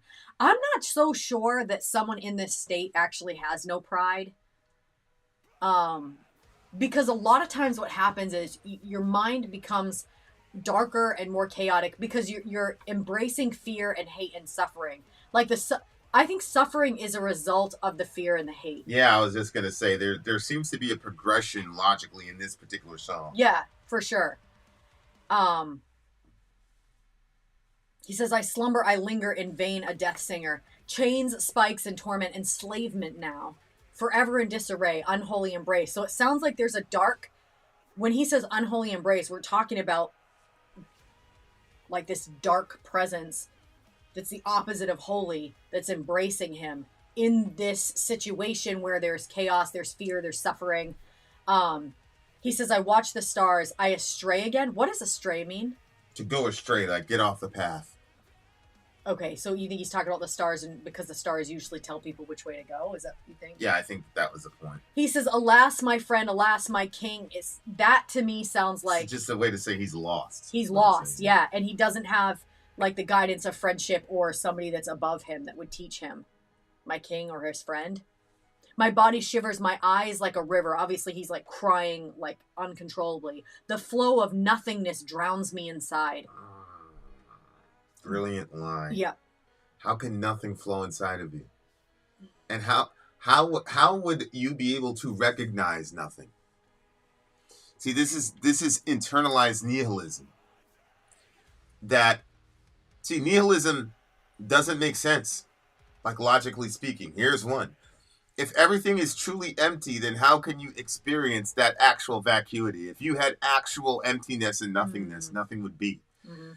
Remember I was on with that atheist cat? And he was like, nobody can prove God. I said, of course we can prove God. He said, how? I said, well, we're here. Me and you were talking. That's proof. He started laughing at me. He said, how does that prove anything? And I said, because, my brother, we know the universe had a birthday 14.6 billion years ago. Yes? Okay. So that means that whatever happened before is fundamental and ultimate. And he said, that's not necessarily true. And I said, yes, it is. Because if there was ever nothing, nothing would be. Mm-hmm. He called that a word salad. He said, how can you prove that statement? I said, very simple. 0 plus 0 is always going to equal 0. So if there was ever a situation wherein reality was at absolute 0, it would remain that way. He said, that's a mathematical equation. That's not proof. To which I responded, Einstein was right about his theory of special relativity for years. But he wasn't really right until E equals MC squared, because math is a universal language. Yep. That is objective and not subjective. At that point, he hung up that was the end of the discussion. But my point is, nihilism is this idea that emptiness is ultimate reality. And so, obviously, if you truly believe that, your significant relationships, your wife, your kids, your best friends, your best music, blah, blah, blah, it's all a fiction. It's a fiction that you create in your mind to give yourself some sort of meaning or purpose in an otherwise empty, meaningless existence, which, of course, they never ask the question or answer the question. If nothingness is the ultimate reality and chaos if nothingness is the generative force for everything and then chaos is the ordering force, then how would you experience it? How can a person experience true vacuity? How can you even acknowledge true vacuity if there is nothing there? Emily A in this bitch.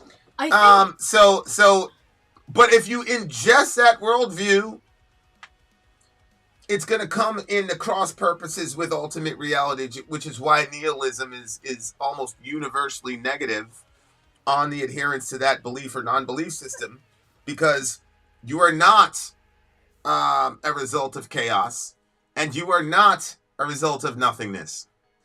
And so the nihilist ideology is coming into cross purposes with ultimate reality. And that's the reason everybody looks at nihilism as bad and something to be avoided, so that even people who are actual nihilists will try to actively go out of their way to convince their minds or whatever that they can create their own significance, thereby not having to deal with the cognitive dissonance, the fear, the hate, the pain, and all the other gifts that nihilism will give you. Yeah. What you talk to a lot of nihilists. What do they use to kind of get themselves out of it? What you just described. Get out of the emotional state? Yeah. Well, the understanding or the logical ramifications of what they're claiming. Well, kind of both. You just, from what I understood, you're saying that while they are nihilists and they believe that nothing is like everything ultimate, is nothing is ultimate and everything is basically pointless, but there's still this need and this desire inside of them to have value in something or to feel like there is a point in it. What do they do to get themselves out of the crosshairs of that in their own minds? Well, I don't think, and obviously Bertrand Russell's an exception, but there are no Bertrand Russells anymore. I don't think the current crop of modern atheist nihilists have really done that kind of hard work to even begin to contend with that. Oh, like so when I explained that to that atheist dude, like he just dropped, he just left. Oh. The other thing is, I mean, on the emotional side, I mean, there's obvious ramifications. Like there's this show, there's drugs, there's women, there's lots of things people do to run away from the ramifications of their belief system. So yeah. But as far as like presenting a logical argument against that and what I just said, of course, Well, what about an emotional one? There is no emotional argument. What they say is they don't have an answer. They don't say anything. They say there doesn't need to be an answer because we're facing the harsh reality of the truth. You're just deluding yourself. That's kind of the response. Right, but in their own personal. Okay, so for instance, how am I supposed to know in their own personal what they? You know what I'm saying? Well, let me finish. In your there's a whole idea that in Christendom where one is that God is ultimately in control of everything, and that even your salvation is in the hands of God, and that you choose it because God has chosen you. Then there's the other one where people believe that you're ultimately in control of it and God is kind of waiting for your answer. So if you're in the boat where you're like God is waiting for your answer, you can become part of God's family and then you can leave his family and you can just like do this back and forth, whatever. Like if you're in that, but then when let's say somebody believes that way, but then when you hear them pray, it's different. It sounds like they're in the other camp where they believe in the ultimate control of God.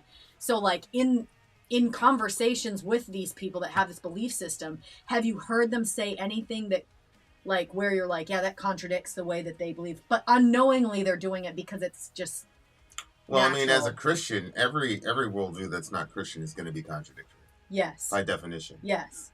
Remember, these are postmodernists, so they don't feel the need to connect all their logic. Okay, so you don't even hear it in there. They just stick with the idea. And as I said, I don't want to come off the wrong way, but modern atheists haven't read Bertrand Russell. Uh-huh. I've quoted Bertrand Russell so many times, and have a modern atheist say, that's just your Christian propaganda. Blah, blah, blah. I'm like, that's Bertrand Russell. They're like, exactly, Christian propaganda. I'm like, no, like, he's like the most intellectual, forget atheist, philosopher. Yeah. Last 300 years, maybe? Uncomfortable. Yeah, so when I hear this song... Nihilists don't believe in nothing. They believe in nihilism. What a conundrum. Atheists are correct to reject the Abrahamic God, but they threw the baby out with the bathwater. Well, the Abrahamic God is the only God of the universe, so I'd rather be an atheist than a theist who rejects the Abrahamic God. Yeah. Yeah, I mean, just for everybody's understanding, the Abrahamic God is the father of Jesus Christ.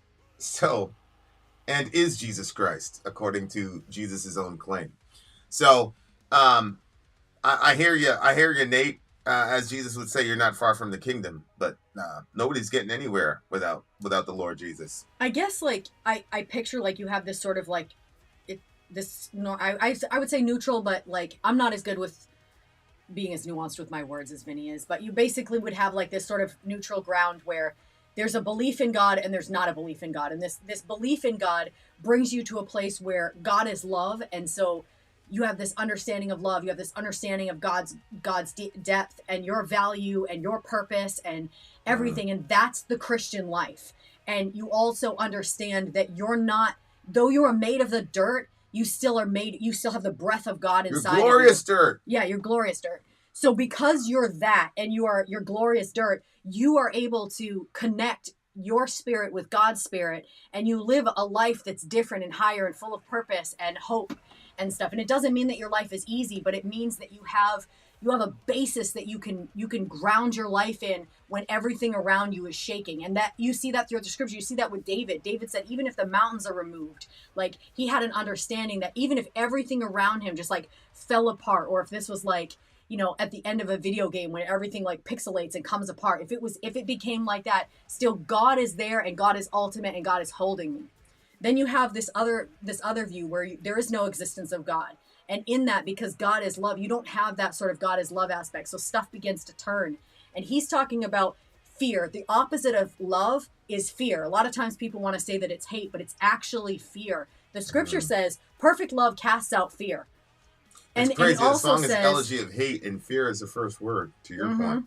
And it also says that fear has torment. And in this thing, he says fear, hate, and suffering. And he goes on to describe this endless drain, what it's like, how horrible it is. So again, like I said, he's not living underneath that realm of God's love and who God is and all the hope within there. He's got this world where everything is twisted, and he's living in this fear, and fear is tormenting him.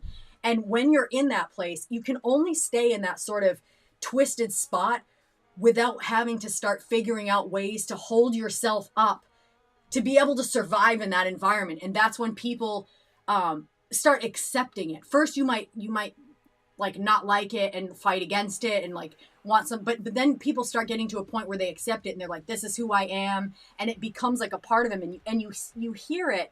There was a part in here where he said, like, it almost seemed like he was getting emboldened in it.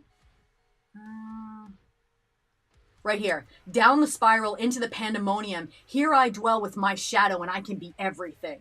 And so he said at the beginning of the song, I have no pride. But then he comes out saying that. It's like, no, you do. At the beginning, maybe he felt like he had no pride because he was, again, when you have the understanding that you're made in the image and likeness of God, then you have a certain level of pride about you because you have value, and that value cannot be stripped away by anything, no matter what people say, no matter the mistakes you make, no nothing. Like, that's you. But over here, you don't have that. So he probably felt like, I don't have any pride because he has nothing to stake his value system in. But then as he starts building a worldview around it to help himself survive living in that, he starts getting emboldened, and he says, I can dwell in my shadow and I can be everything.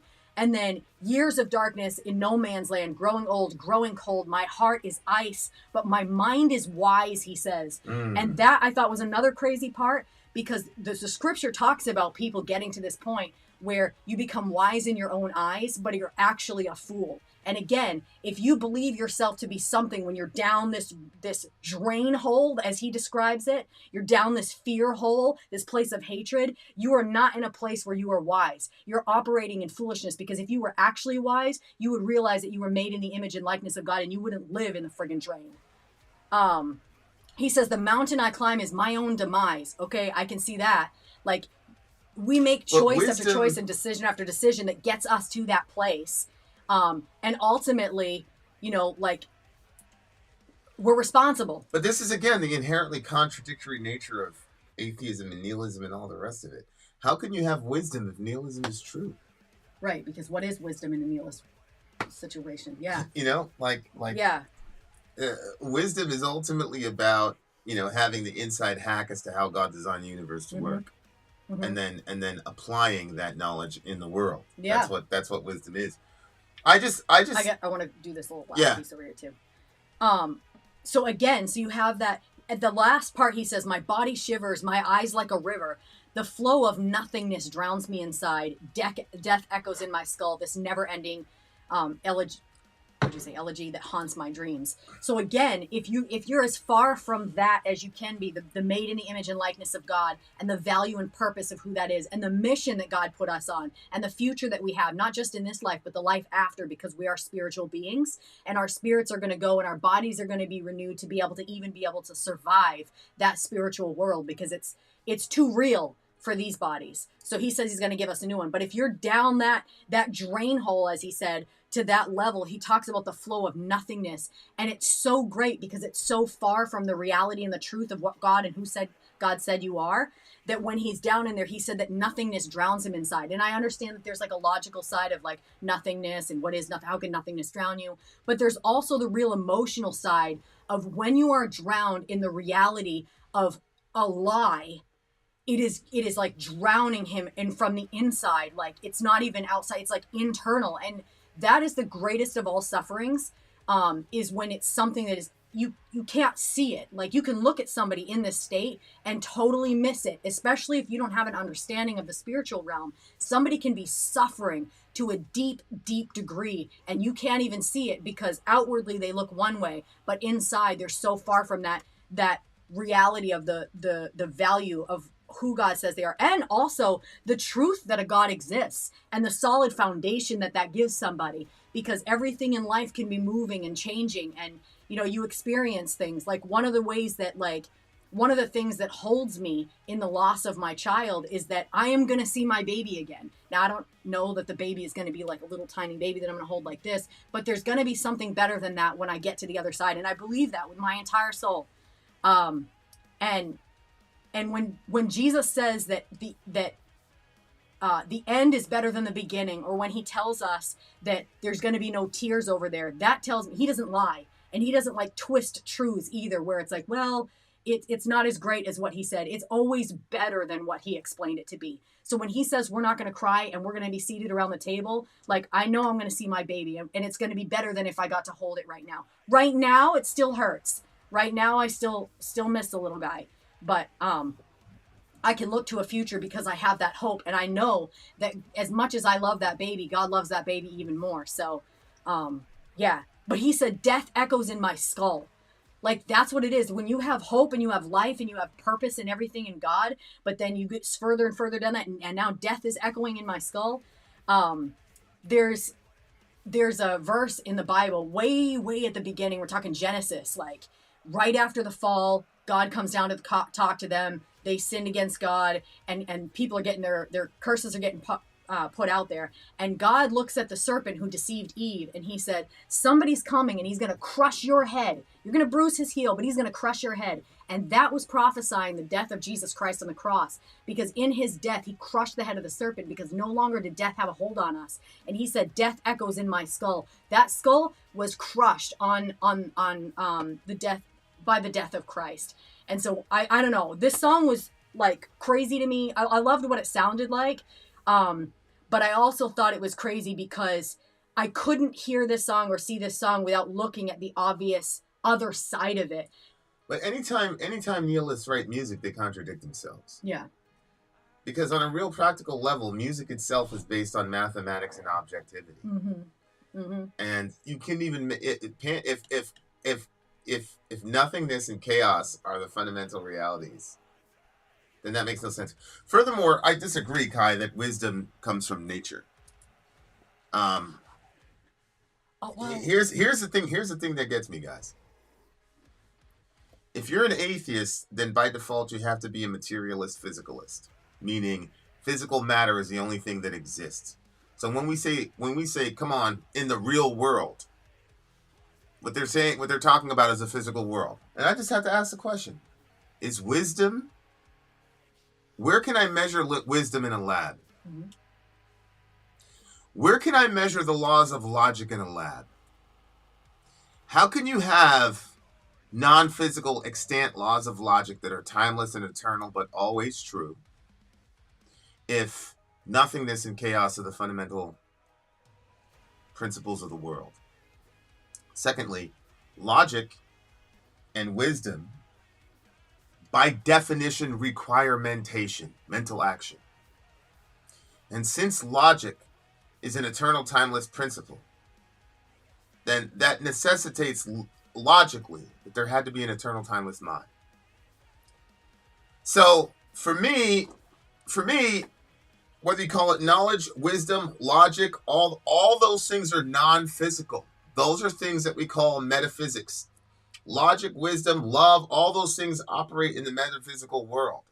They have ramifications on the physical world, but they're originated in the metaphysical world, and we access those things all the time, whether we're writing music, reading a book, or listening to a reaction channel. So for me, there are just too many non-starters and impossible contradictions, not paradoxes, but contradictions for me to hold to nihilism, or for me to believe that the nihilists themselves, especially modern ones, actually hold to it. Because there's too much reason and logic and substance in the music that they create, and they themselves contradict themselves when they use terms like wisdom and all the rest of it. So that's what I'm saying. Like, nature by definition cannot be the purveyor of wisdom, because what we're calling nature are all things that we can put in a lab.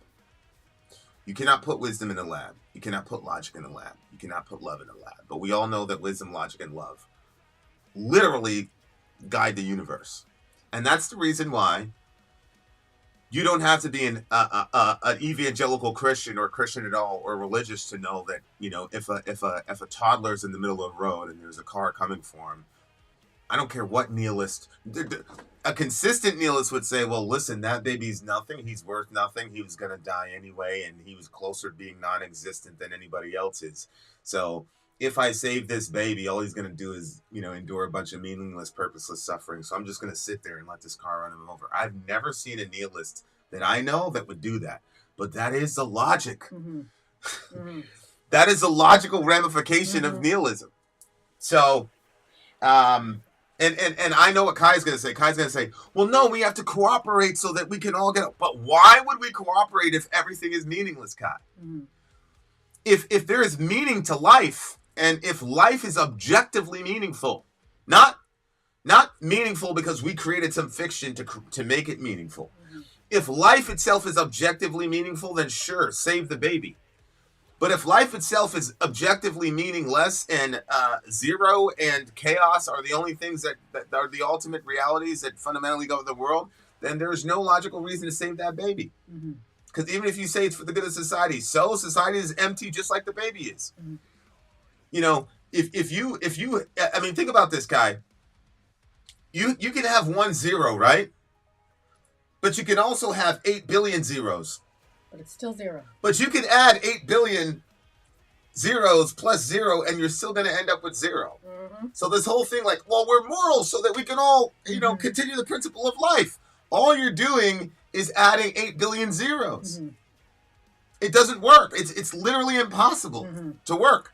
And that's why I don't believe there are any modern nihilists around. I don't believe that. Because every nihilist I've ever ran into would go in the street and save that baby.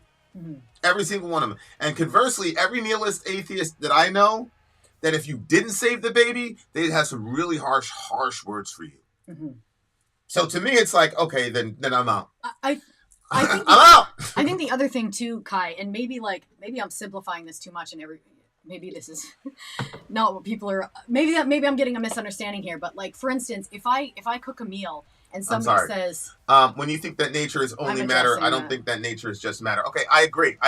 So Kai, you're not what I'm addressing then. I'm addressing atheist physicalists.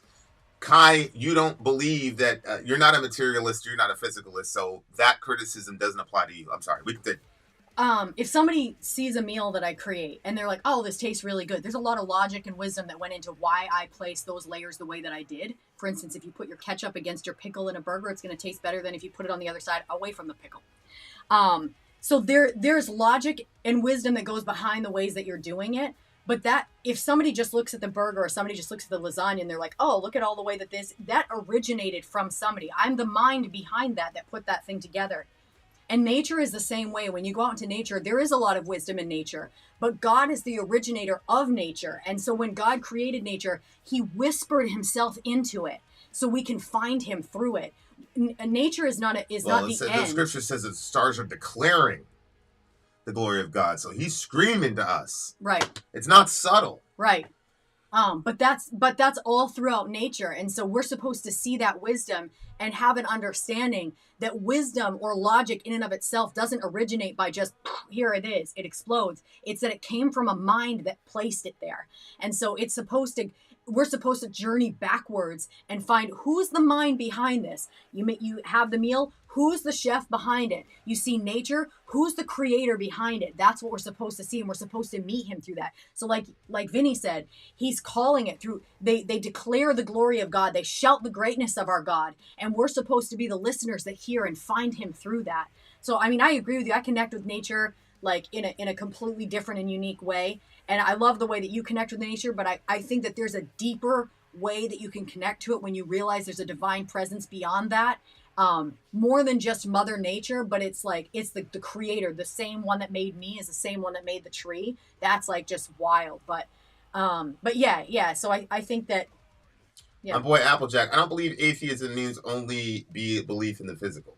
Well, physicalism means that physical matter is the only thing that's real. So if there's no God, how can you avoid physicalism from an atheist perspective? Secondly,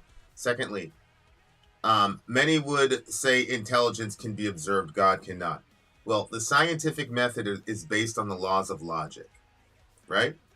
You cannot measure the laws of logic in a lab. Secondly, since the scientific method is dependent on logic, that by definition means it's impossible to weigh logic, because you would only be able to weigh logic by logical deduction. Mm-hmm. So, for example, I asked one of my atheist friends one time, he's like, belief in God is circular reason. I said, yeah, atheists also have circular reason. He goes, no, we go by logic. And I said, prove to me that logic exists without making a logical argument. You can't. That's a circle. Yeah. The problem is you cannot find, Applejack or anybody else, you cannot find logic in an excavation. You cannot go under the sea and come up with an observable, measurable, repeatable logic where you can put it in a lab and then mass sell it on in Walmart. Those are that's what we call metaphysics, right? That means the existence that happens within the mind. So no, you can't find logic anywhere. You cannot find intelligence anywhere. You can observe the ramifications of a person's idea, and you could say, okay, he was smart or wise based on the fact that the thing worked the way that he wanted it to work. Mm-hmm. But from a scientific level, as far as E equals MC squared and all the rest of it, no, you're not going to find any of that in the physical world. And so that's the argument. The argument is, since the scientific method is based on logic itself, that means by necessity, science needs logic. Logic mm-hmm. does not need science. Yeah, exactly. So, and when I say need, I'm saying that on a necessary perspective. Yeah. That logic presupposing the scientific method is a necessary consequence of the fact that we don't just live in a physicalist environment. And to me, it's indicative of the fact that we understand that metaphysics are real, and we know for a fact that there's something else going on in nature. Mm-hmm. Well, if Hoffman is right, Kai, then there's no argument because Hoffman says matter is not fundamental at all, that consciousness is fundamental, which obviously we agree. And if consciousness is fundamental and not matter, then we have room for metaphysics and we have room for the physical world. Right. Because we know, for example, that when we dream, we feel things, we see things, we hear things. All five senses are active in the dream world, and we know that those things did not happen in this world. And so we have examples where you can get haptics and you can get, audio feedback and things like that metaphysically into the physical world, but we don't have a single evidence of anything happening vice versa.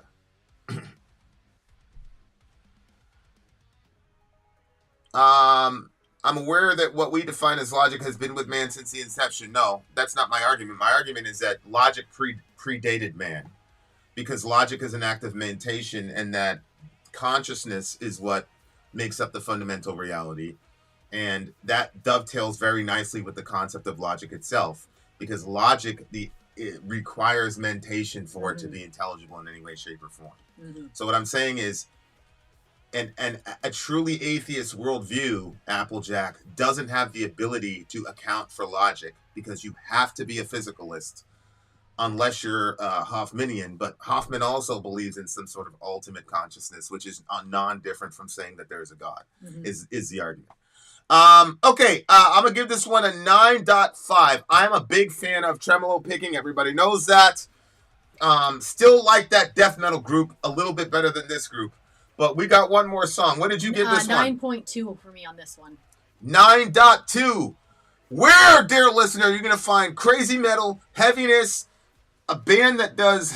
what did they do? They went to the website for the nutrition guide or something like that about washing your potatoes and shit. Hygiene. Where are you going to find this stuff? Controller of Freaking Minds, Europe Stand Up, Applejack Stand Up in this bitch. Thank you for the clearance for that song, by the way. We're going to be up with you guys on the other side of the break. One more song left. I'm Ben. I'm Sori. If you would like to get your song reviewed, dear listener, there's the filthy capitalist option. As Sori says, 125 gets you straight to the head of the line. You don't have to be a part of the alliance. You don't have to be part of the group. Wait a minute. And the biggest thing is you don't have to wait. You hop, skip, and jump right in front of everybody. 125 gets you there. You do that 3 times, and then get mashed down to the $75 rate for perpetuity. Yes! Also, there is a band review option. So if you've got a band and you're trying to get your band some exposure, hit me up at insori@gmail.com, and I'll show you the details about how to pull that off. You can also jump on Patreon, and there is a option on the tiers to be able to get your band reviewed. Yep. Obviously, we can't lie to you, so we can't guarantee a positive review. Get what you get. It's just rubbish. Rubbish. Rubbish. That's British for garbage. My favorite is a community option. $1 at the gate gets you in a Patreon. You get to join an alliance. The alliance joins their points together, and that helps determine what songs that we do. The alliances hang out on Discord.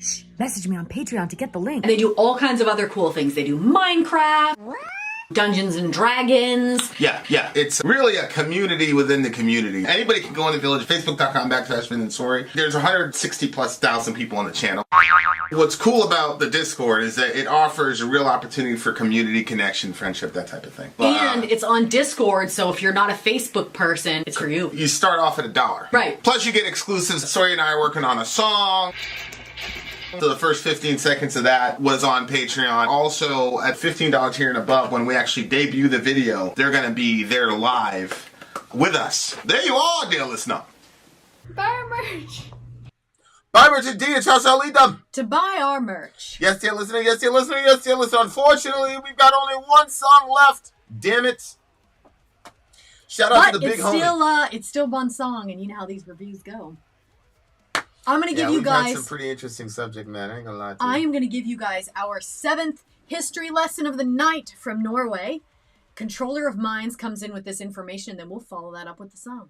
He says, whether it's because of quality public services or that anyone can look up how much tax somebody pays, Norwegians seem to genuinely be happy to pay their taxes.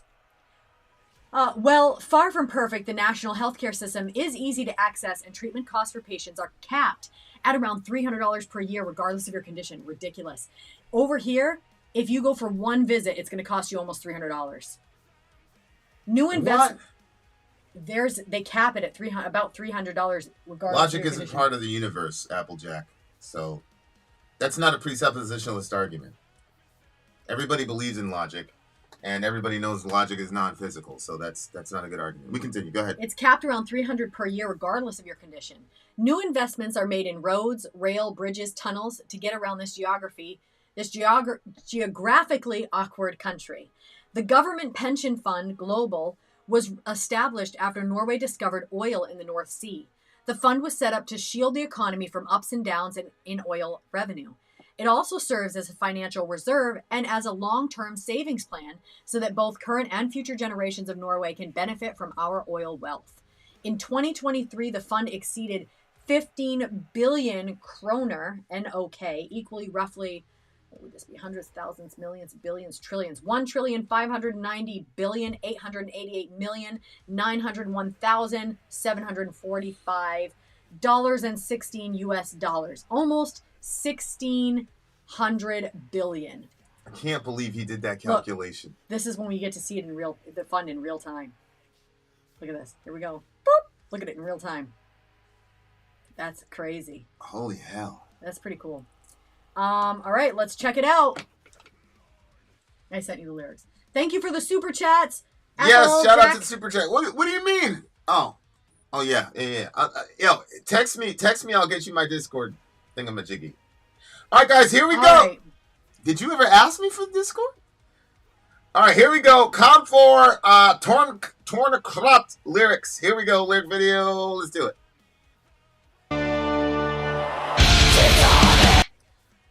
Okay, this is the last thing I'm going to say on this.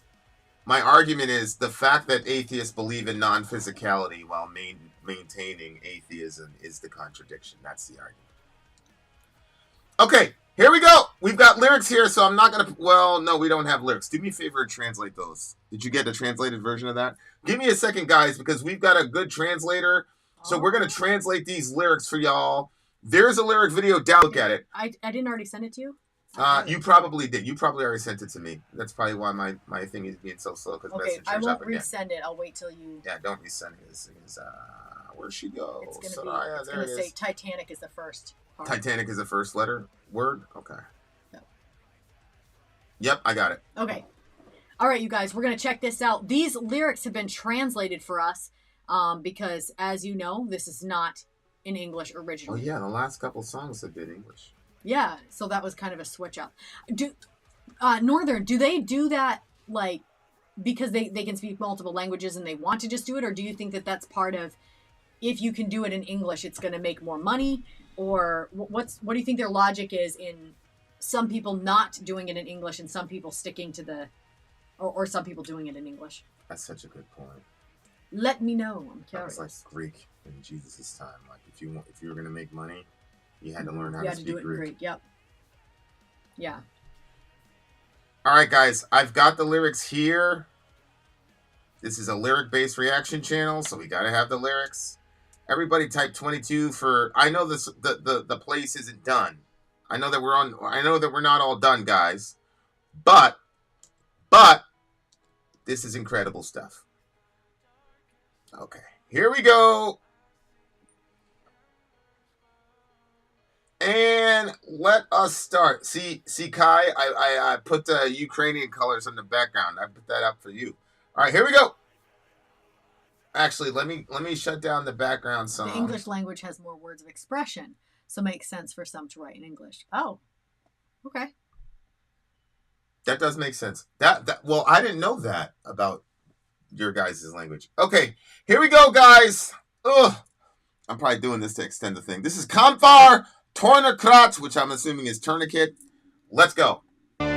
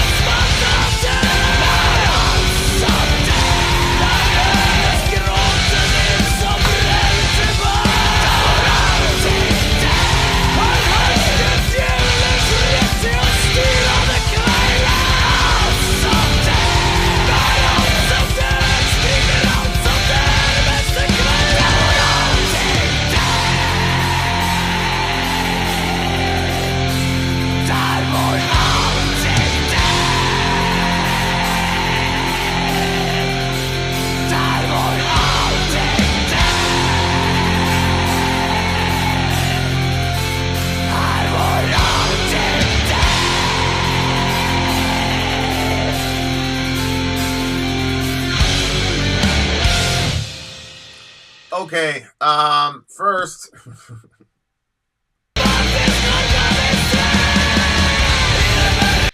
Okay, what part is this singing part?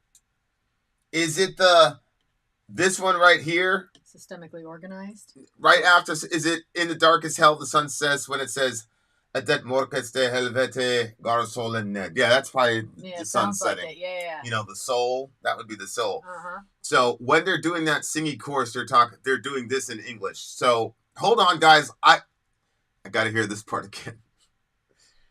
It's so freaking good. Dude, I never do this. I've done this like a grand. This is the most I've ever done, like a rewind of a song, and this is like the third song I've done this with. I'm sorry, Controller. I know we're supposed to be systematic, but I just love this part. It's so inspiring. Listen to what they do with the music when they do this, and then the unified voices. My God! Yeah, it was.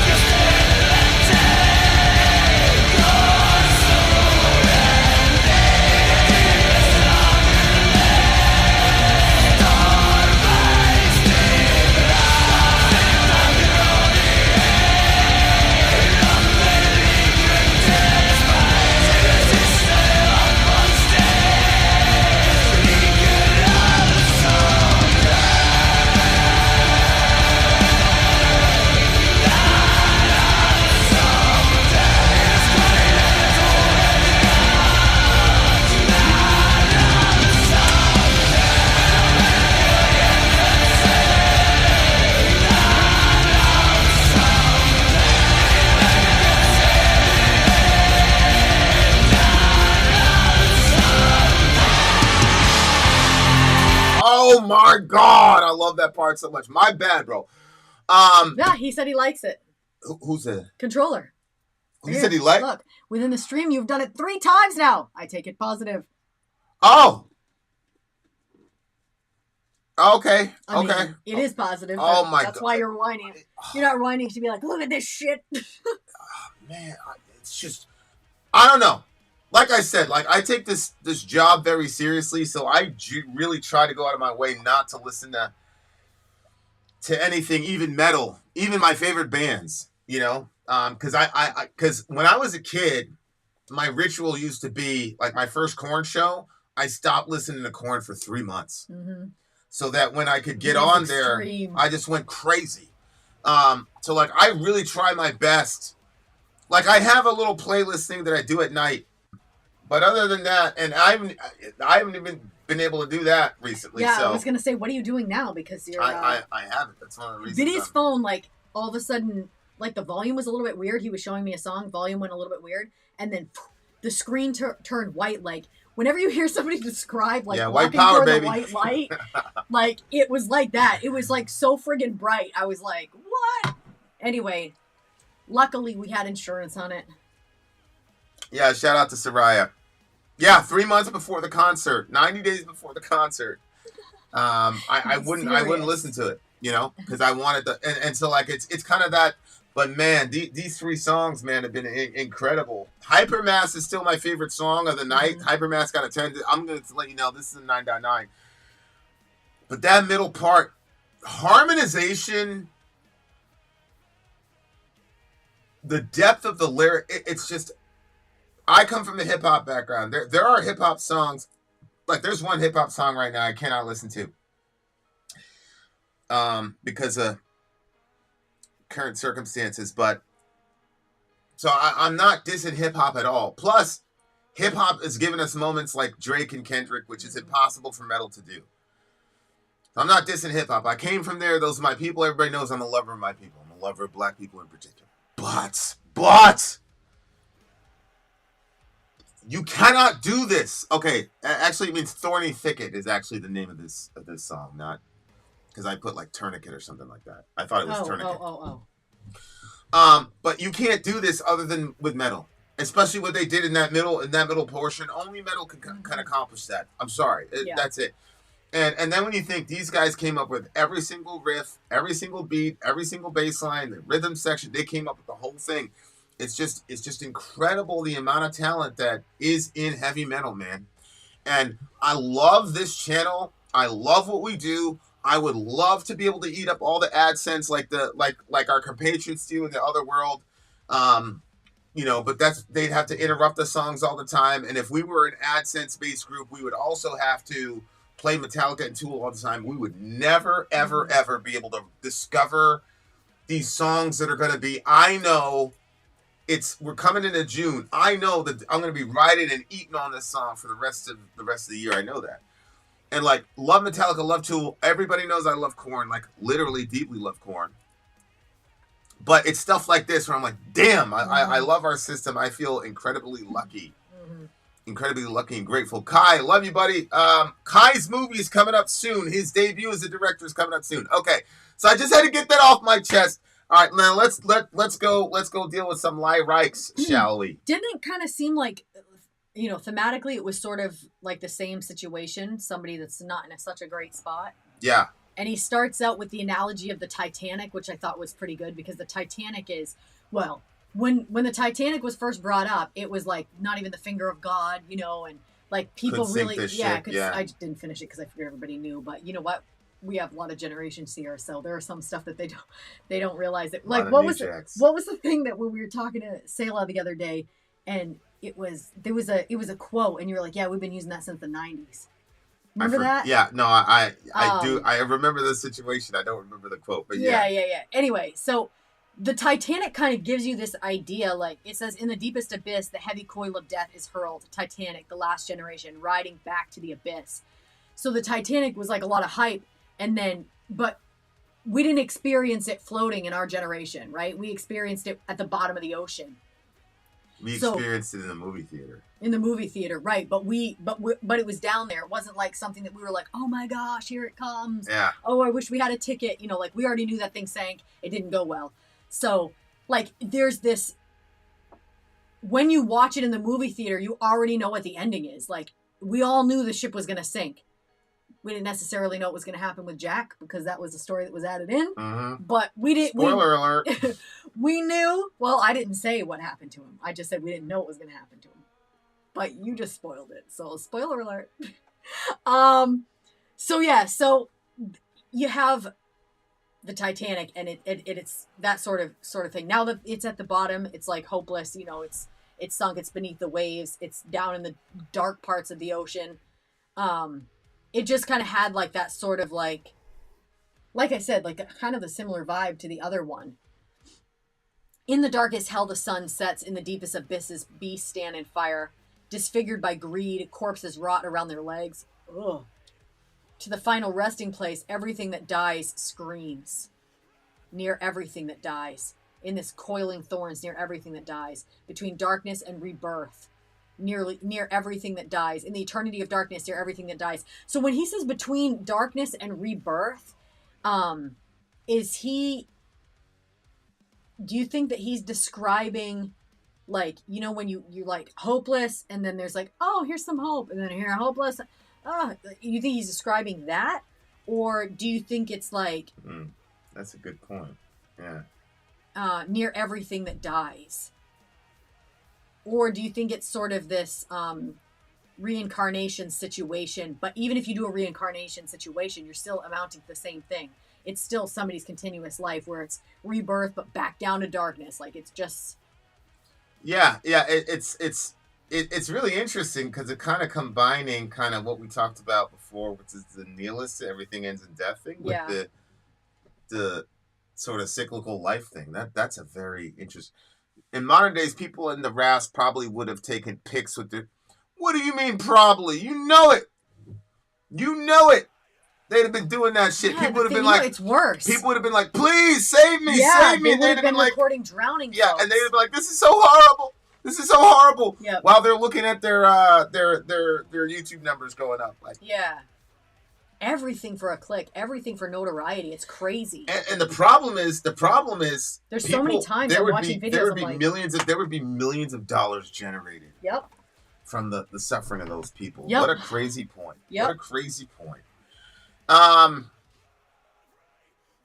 Titanic in the deepest abyss. Man.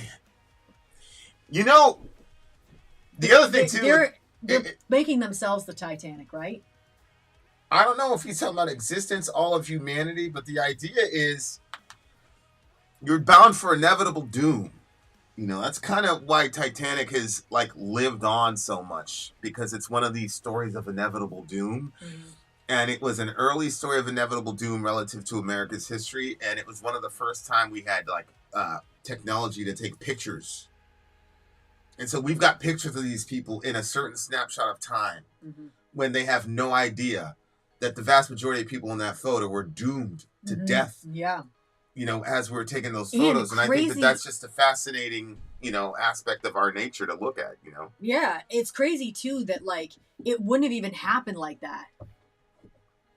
If they hadn't, like, if they would have just stayed where they were supposed to be, but they had to go super fast. And when they went super fast, that's what happened. The arrogance, you know. It's crazy. It's just human, complete and total human arrogance that really led to that kind of destruction.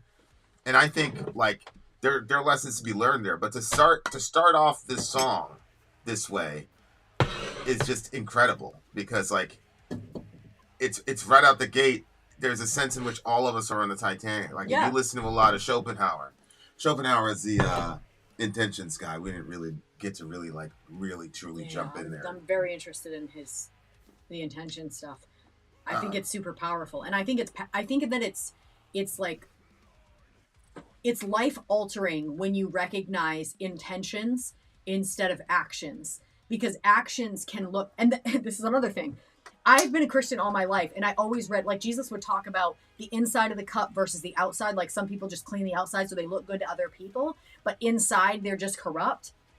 And you see that, like, a lot of, I mean, that's the priest, right? You know, shout out to the priest, but that's a situation with that. That's why he looks all great in his robes, but inside he had such corruption that he was molesting little kids. And, you know, we're Christians, so they're part of our crew. We speak out against it, but we understand that that's happened even in evangelical churches. But that example, I think, is really kind of shocking, and that gives a good description of it. But all of us are like that. All of us have intentions, and we cannot see each other's intentions. But I think a lot of times we like to judge other people's intentions and their motivations behind what they do. But we really have to look at ourselves and really look at why we do the things we do and why we put our money where we put our money, and all the decisions that we make, our relationship decisions, our, you know, the way that we love or hate other people. Like, everything comes down to what our intentions are. That's a crazy line. Titanic riding offspring. So that he might be saying that the ship that is being ridden into the ground is the younger generation from the older generation. So the older generation are using the younger generation like a ship, and that is going to result in the complete destruction, because it says a quasi-historical, it says Titanic riding offspring. That's just a crazy line. I don't understand. What do you mean riding? Give me an example in which we ride the offspring. Well, for example, our kids aren't getting any social security in America. Mm-hmm. You know, we've got people that are getting Medicare, and when Bernie Sanders talks about Medicare for all, what he's talking about is to younger people. And the number one people in our country, demographic, who are against Medicare for all are the recipients of Medicare. Mm-hmm. That's why when COVID hit... That's true, because the younger generation is working and paying into it to elongate it for them, but they won't give anything to them. That's why when COVID hit and it was hitting the older demographic, I'm like, the demographic that was actively campaigning against getting these kids Medicare for all, that's right, get hit with a malady that pretty much doesn't affect young people, that does affect them. Yep. You think there's a purpose behind that? You know what I'm saying? Like, you know, and it's like, I wish we could graduate beyond that socialism. Like, I'm listening to the stuff that our European brothers are doing, like this fund that happened, and then the maternity leave and all things like that. It's like, you cannot tell me that you still can't have capitalism while at the same time taking care of folks. Mm-hmm. Like, you can't tell me that. As a matter of fact, we would, in my opinion, we'd probably generate more capital, and that's probably the reason why we're not doing it. Mm-hmm. Because the powers that be don't want the common man to generate more capital. They want him worried to death about keeping his job after he got sick. That way, you won't even be close. Because if we were all financially solvent and all the rest of it, then what would we need you for? I remember when we were pregnant with Orion, and I don't know if it was Kai. Somebody sent us a video of like the box of stuff that when you get pregnant that they send you. I cannot believe how much. I mean, I had to be careful because I did feel ungrateful. I mean, it is still free stuff at the end of the day, but like Amazon will send you like a little, if you do a registry through them. Yes. They're going to send you a little box yeah. and it has like a bunch of like little random items in it. And one of them was like a receiving blanket. Was like the most amazing one I've ever had. So there was like cool stuff in there. But then when I saw what they were doing over there, I was like, well, hold on. They're getting outfits, bottles. Like the box was friggin', I could have fit inside the box of the stuff that they sent to these people. I'm like, but then I was like, hold on. Let me just like, this is still free stuff that we got, even though it's not as big as over there. But then I'm like, yeah, but we spent so much on a registry on their platform that. So then it didn't feel like it was like their government is giving that to them. That means the taxes that they pay come and I don't know. I just thought that was cool. And again, it speaks to just really loving the kids, like loving the moms and the family. So isn't that crazy? That sandwich was doing to the camera. Oh, I didn't see. I wasn't watching. We have billionaires fleeing to Switzerland due to the taxes. They're much lower, whining and complaining about our system, which helped them getting rich in the first place. Plus exploitation by default. Yeah, and I do see the rage in the younger generation, and I think it's valid, man. I think it's valid. We're kind of in between. Mm-hmm. But when people talk about the age gap, people have no idea like how drastic it is. Mm-hmm. It is a drastic gap in mentality, understanding. This is the first generation where kids are not doing better than their parents, comparatively speaking. Mm-hmm. My kid is doing better than me, comparatively speaking, when I was 18. And by a country mile. Better than me too. Yep. And honestly, that had to do with our homeschooling philosophy, to be honest with you, controller. But yeah, that line right there, riding offspring. And then look, a quasi-historical memory of rage. Well, interestingly enough, it had to do with our homeschooling philosophy, but also our biblical philosophy and the idea that children are made in the image and likeness of God. Because, you know, he was taught to think for himself and to act on that. That doesn't always make parenting easy. You're okay with that parenting and how it manifests itself. I'm not always okay with it because I'm more of a controlling person. Well, I'm not okay with it, but I just know that it's necessary. You know what I'm saying? Like yeah. You know? Well, but you are more okay with it than I am. I understand it's necessary too, and I see the benefits like in the future, but I don't necessarily want to deal with those benefits in the moment now, as much as you are. Much respect to Norway. Much respect to Krings. Yeah, hopefully I pronounced your name correctly, and hopefully we get to see more of you. But it ultimately came down to our biblical philosophy, because even the idea of homeschooling, the scripture says that you're supposed to teach your kids from the time that the sun rises till the time that the sun sets, which is impossible if you send them away to a school and have somebody else teach them. And it also says that basically when a student is taught, in the end they're going to be like their teacher. I don't know anything about the teachers from the school systems. I know enough. I don't know if I want my kids to be like them. I know enough. I do know that I would like it if they followed a lot of... I don't want them to be exactly like me. I have my issues. But there are ideas that we have and belief systems that we have that absolutely lead to a good life for people. And I want our kids to adopt that. So I do think homeschooling is a reason why. But beyond that, the reason why we homeschool ultimately comes down to our the word religion is he's crushing it. He's crushing it over there. Like I'm proud of dude. Like it hasn't been easy. He's got people fighting. And these are powerful people. Yep. You know what I'm saying? Yep. But he had a goal since day one, and like yep. And it was a pretty ambitious goal. 100%. But we 100% supported him. Like yep. we made the right assessment. Like when he talked about being a football quarterback. Yeah. I'm like no. I'm like, you don't have that, man. And now that I'm seeing like more about the football stuff, that really wasn't. But I we were real with them. Yep. A lot of parents, it's like, you can do anything. Well, if the kid is in a wheelchair, he's not going to be an athlete. It's not going to happen. He's not going to the NFL. Yeah. So understanding, but really, that's the other thing too, is especially when you have lots of kids, they want to jump on each other's thing when they see the one getting the praise. So for instance, Orion was running like crazy because he saw us running. So he went and did the stretch, and he was running with all his heart into it. And Reza was running too, but Reza wasn't making the same like determination that he was.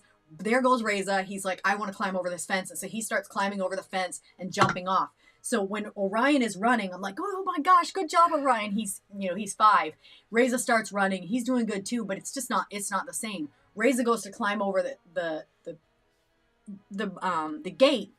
And when he does, and I'm praising him for that, because the way he climbed over it, like, it was strategic and it was fast. Like, you could see that his mind planned where his little feet were going to go before he got there. He's only 3. He climbs up to the top of it, and he's like, Mom, can I jump off to the other side? I said, yeah. So he jumps over. Yeah, jumps off to the other side. Then Orion sees him getting praised, so he tries to go do the same thing. But you could see that each of them had their different strengths.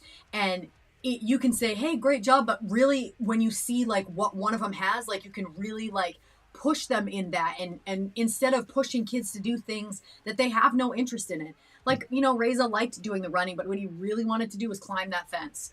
And Orion climbed the fence, but what he really wanted to do was run from one distance to the other, like we did with his determined face. So I don't know. It's cool to see, like, when you take that on and, like, encouraging them in the direction that they already have interest in. But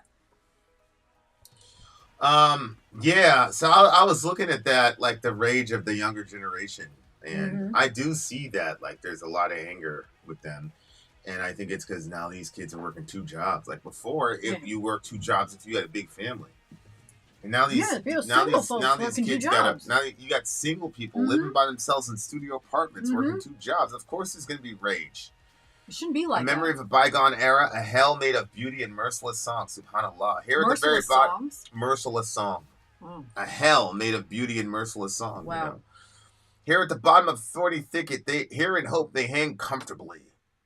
In the darkest hell, the sun sets. In the deepest abyss, beasts stand in the fire. Disfigured by greed, corpses rot around their legs. To the final resting place, everything that dies screams. Never everything that dies. Near everything that dies. In its coiling thorns, near everything that dies, between darkness and rebirth, near everything that dies, in the eternity of darkness. That's the singy part where, I was just completely blown away. And it's true. It's like, at the end of the day, it's like something as insignificant as money and greed is fucking up an entire generation. We're talking about billions of people here, because it's all across the world. Yep.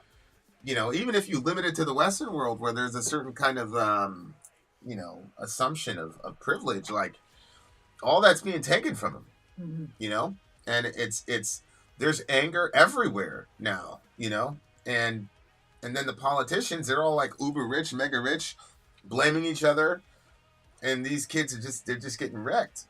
At the end of the road, thorn scrubs are coiled by everything that dies. On the battlefield, screams are heard where everything dies. Where the people's Satan raises the thorn thicket by everything that dies. Yeah. By the odor of burnt men is felt.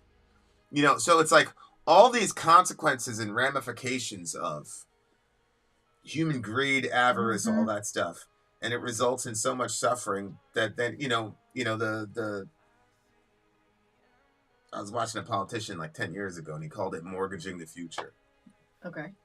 And it's like, we're putting all this on this next generation of kids. We're mortgaging the future. And then 10 years later, here we are. They've got to pay off the mortgage that the previous generation set them up with all these wars and all the rest of it.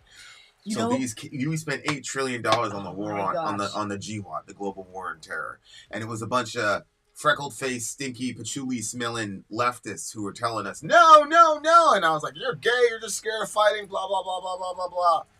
Because I was completely propagandized. But now it's like, you think you can spend $8 trillion trouncing around the world doing all that shit and not suffer the consequences somewhere?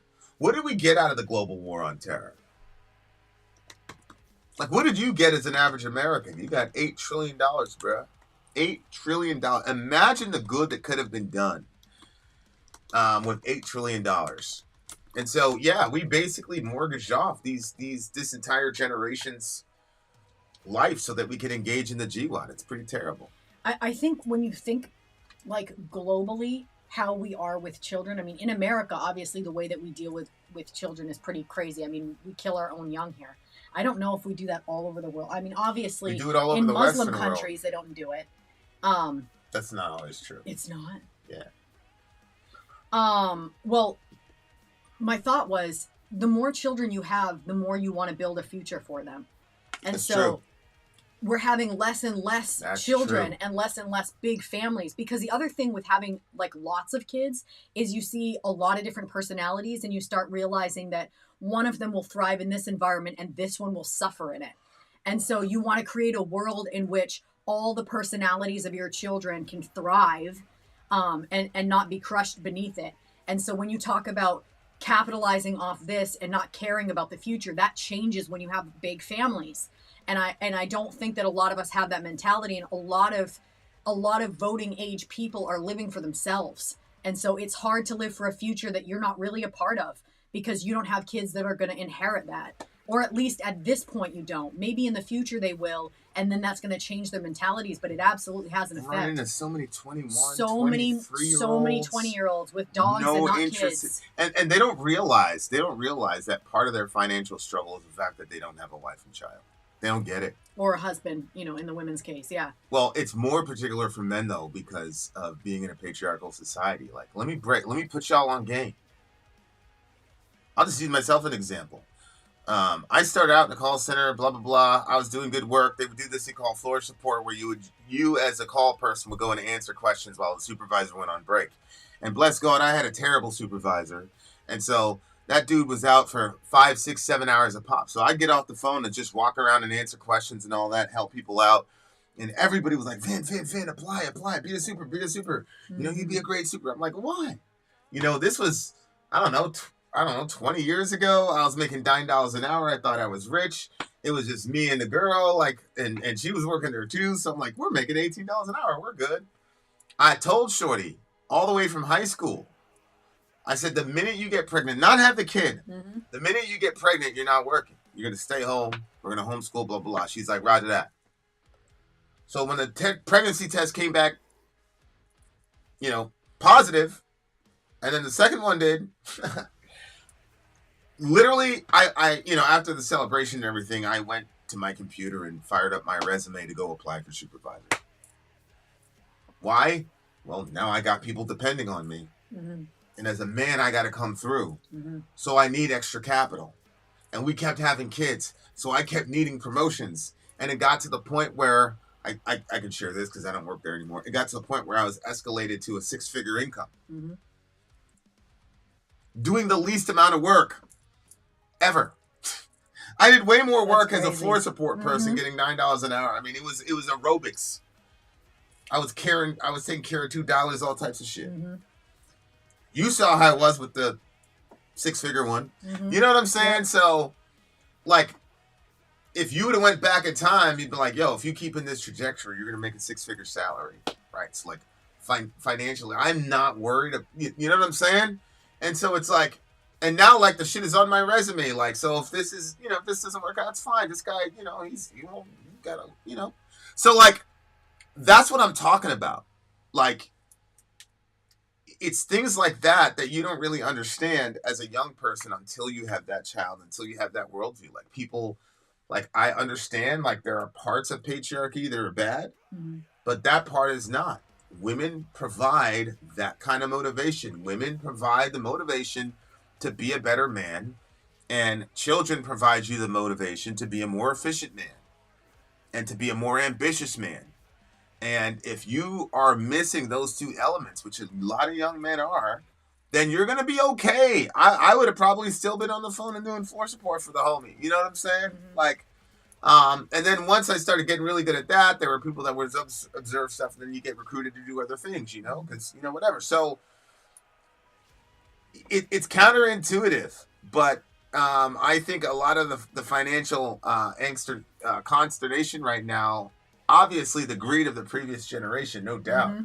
but also a lot of these guys are quitting at life in society, and they're trying to say, okay, this sucks. Everything is stacked against me. So let me have as much fun as possible and not worry about a wife and kids and things like that. Meanwhile, if you had that motor and that motivation that a woman and a child will give you, you might be in a different situation in 5 years from now. Nobody would have ever been able to tell me, oh, somebody's going to offer you a 6-figure contract. Like, there's nobody that would be able to tell me that. Yeah. On top of the fact that they're gonna pay for this, they're gonna pay for that, blah blah blah. You got a phone stipend, yada yada yada. Like, it was incredible. But without that motivation, it's difficult. You were proud of that phone stipend, weren't you? No, I was proud of. I remember you saying it a couple of times. Your job paid for it. I was proud of how many projects that they left in my hands and left me alone with. Oh, yeah. And I was also proud of, like, it was 2 weeks before I jumped on my sales call, when we landed Mercedes, that type of thing. You know what I'm saying? Like, yeah. There was just a lot. My father was a great husband, but less so a father. Not bad at all. Emotionally closed off, though. And a workaholic doctor. Never had a male role model in my life. Well, you did, in the sense that he modeled to you a work ethic. Now, the dad is on the extreme side, I think, and, like, I'm being presumptuous here, but I'm assuming what Control is saying is that you had a dad, and obviously he's generating a lot of revenue because he's a doctor and he's a workaholic. So he's generating a ton of revenue. So yeah, he had the ambition thing down, but the emotional side of him was I don't want to say completely, but very closed off to his son. And so, yeah, that's the corollary to that. That's a balance to that. And, just like everything, life is about negotiations and drawbacks and advancements, etc. But yeah, like, great husband, not so good of a father, right? In the emotional sense. But Control, you figured it out, right? I mean, I'm sure you use metal to channel your emotions and things of that nature. But yeah, man, it's tough. It's tough what this generation of kids has to deal with. I'm gonna give this one a 9.9. Oh wow! So all these songs went crazy, bruh. This is a 9.2 for me. Shout out to freaking Controller. Great idea, man. Great idea. Great History song. lessons all the way through. They progressively got better. We started off with the bluegrass and all that, and I was like, oh, it's gonna be one of those nights. And then we went to the metal, the black metal. Yeah. He gave us really like cool stuff. a big array of what their music is like over there in Norway. And he showed his range. And so did we. Excellent stream as always. Thank Middle you, Middle. says. Shout out to Middle Thank Earth. you, Middle. I think we've got a Imperishable Flame stream coming up next. Actually, soon, tomorrow I think is DJ Nick with a movie. Oh shit. Oh, so you guys are gonna want to get on Rumble because that's where it's not gonna get shut down. I'm pretty sure that's. Get on Rumble, guys. Get on Rumble. Just go to Rumble, type in Bytt and Sori, and get on there because we've got a movie tomorrow from Director Nick. DJ Director Nick. Also, Middle, please help with setting up an Alliance Leaders meeting with myself. I want to talk about DJ of the Month, Director of the Month, what we do when we have a combined DJ Director who just kills shit in the month. Yep. Setting up polls on Patreon for that and other communication things. So if you can, please set up a meeting. I'll likely be coming back more in the future. Nathan, thank you very much. Nathan is actually one of our OGs. So for you to say that, bro, I appreciate it. Shout out to JB. Shout out to Controller, obviously. Much love to you. We are gone. Been out. Sorry out. Gone.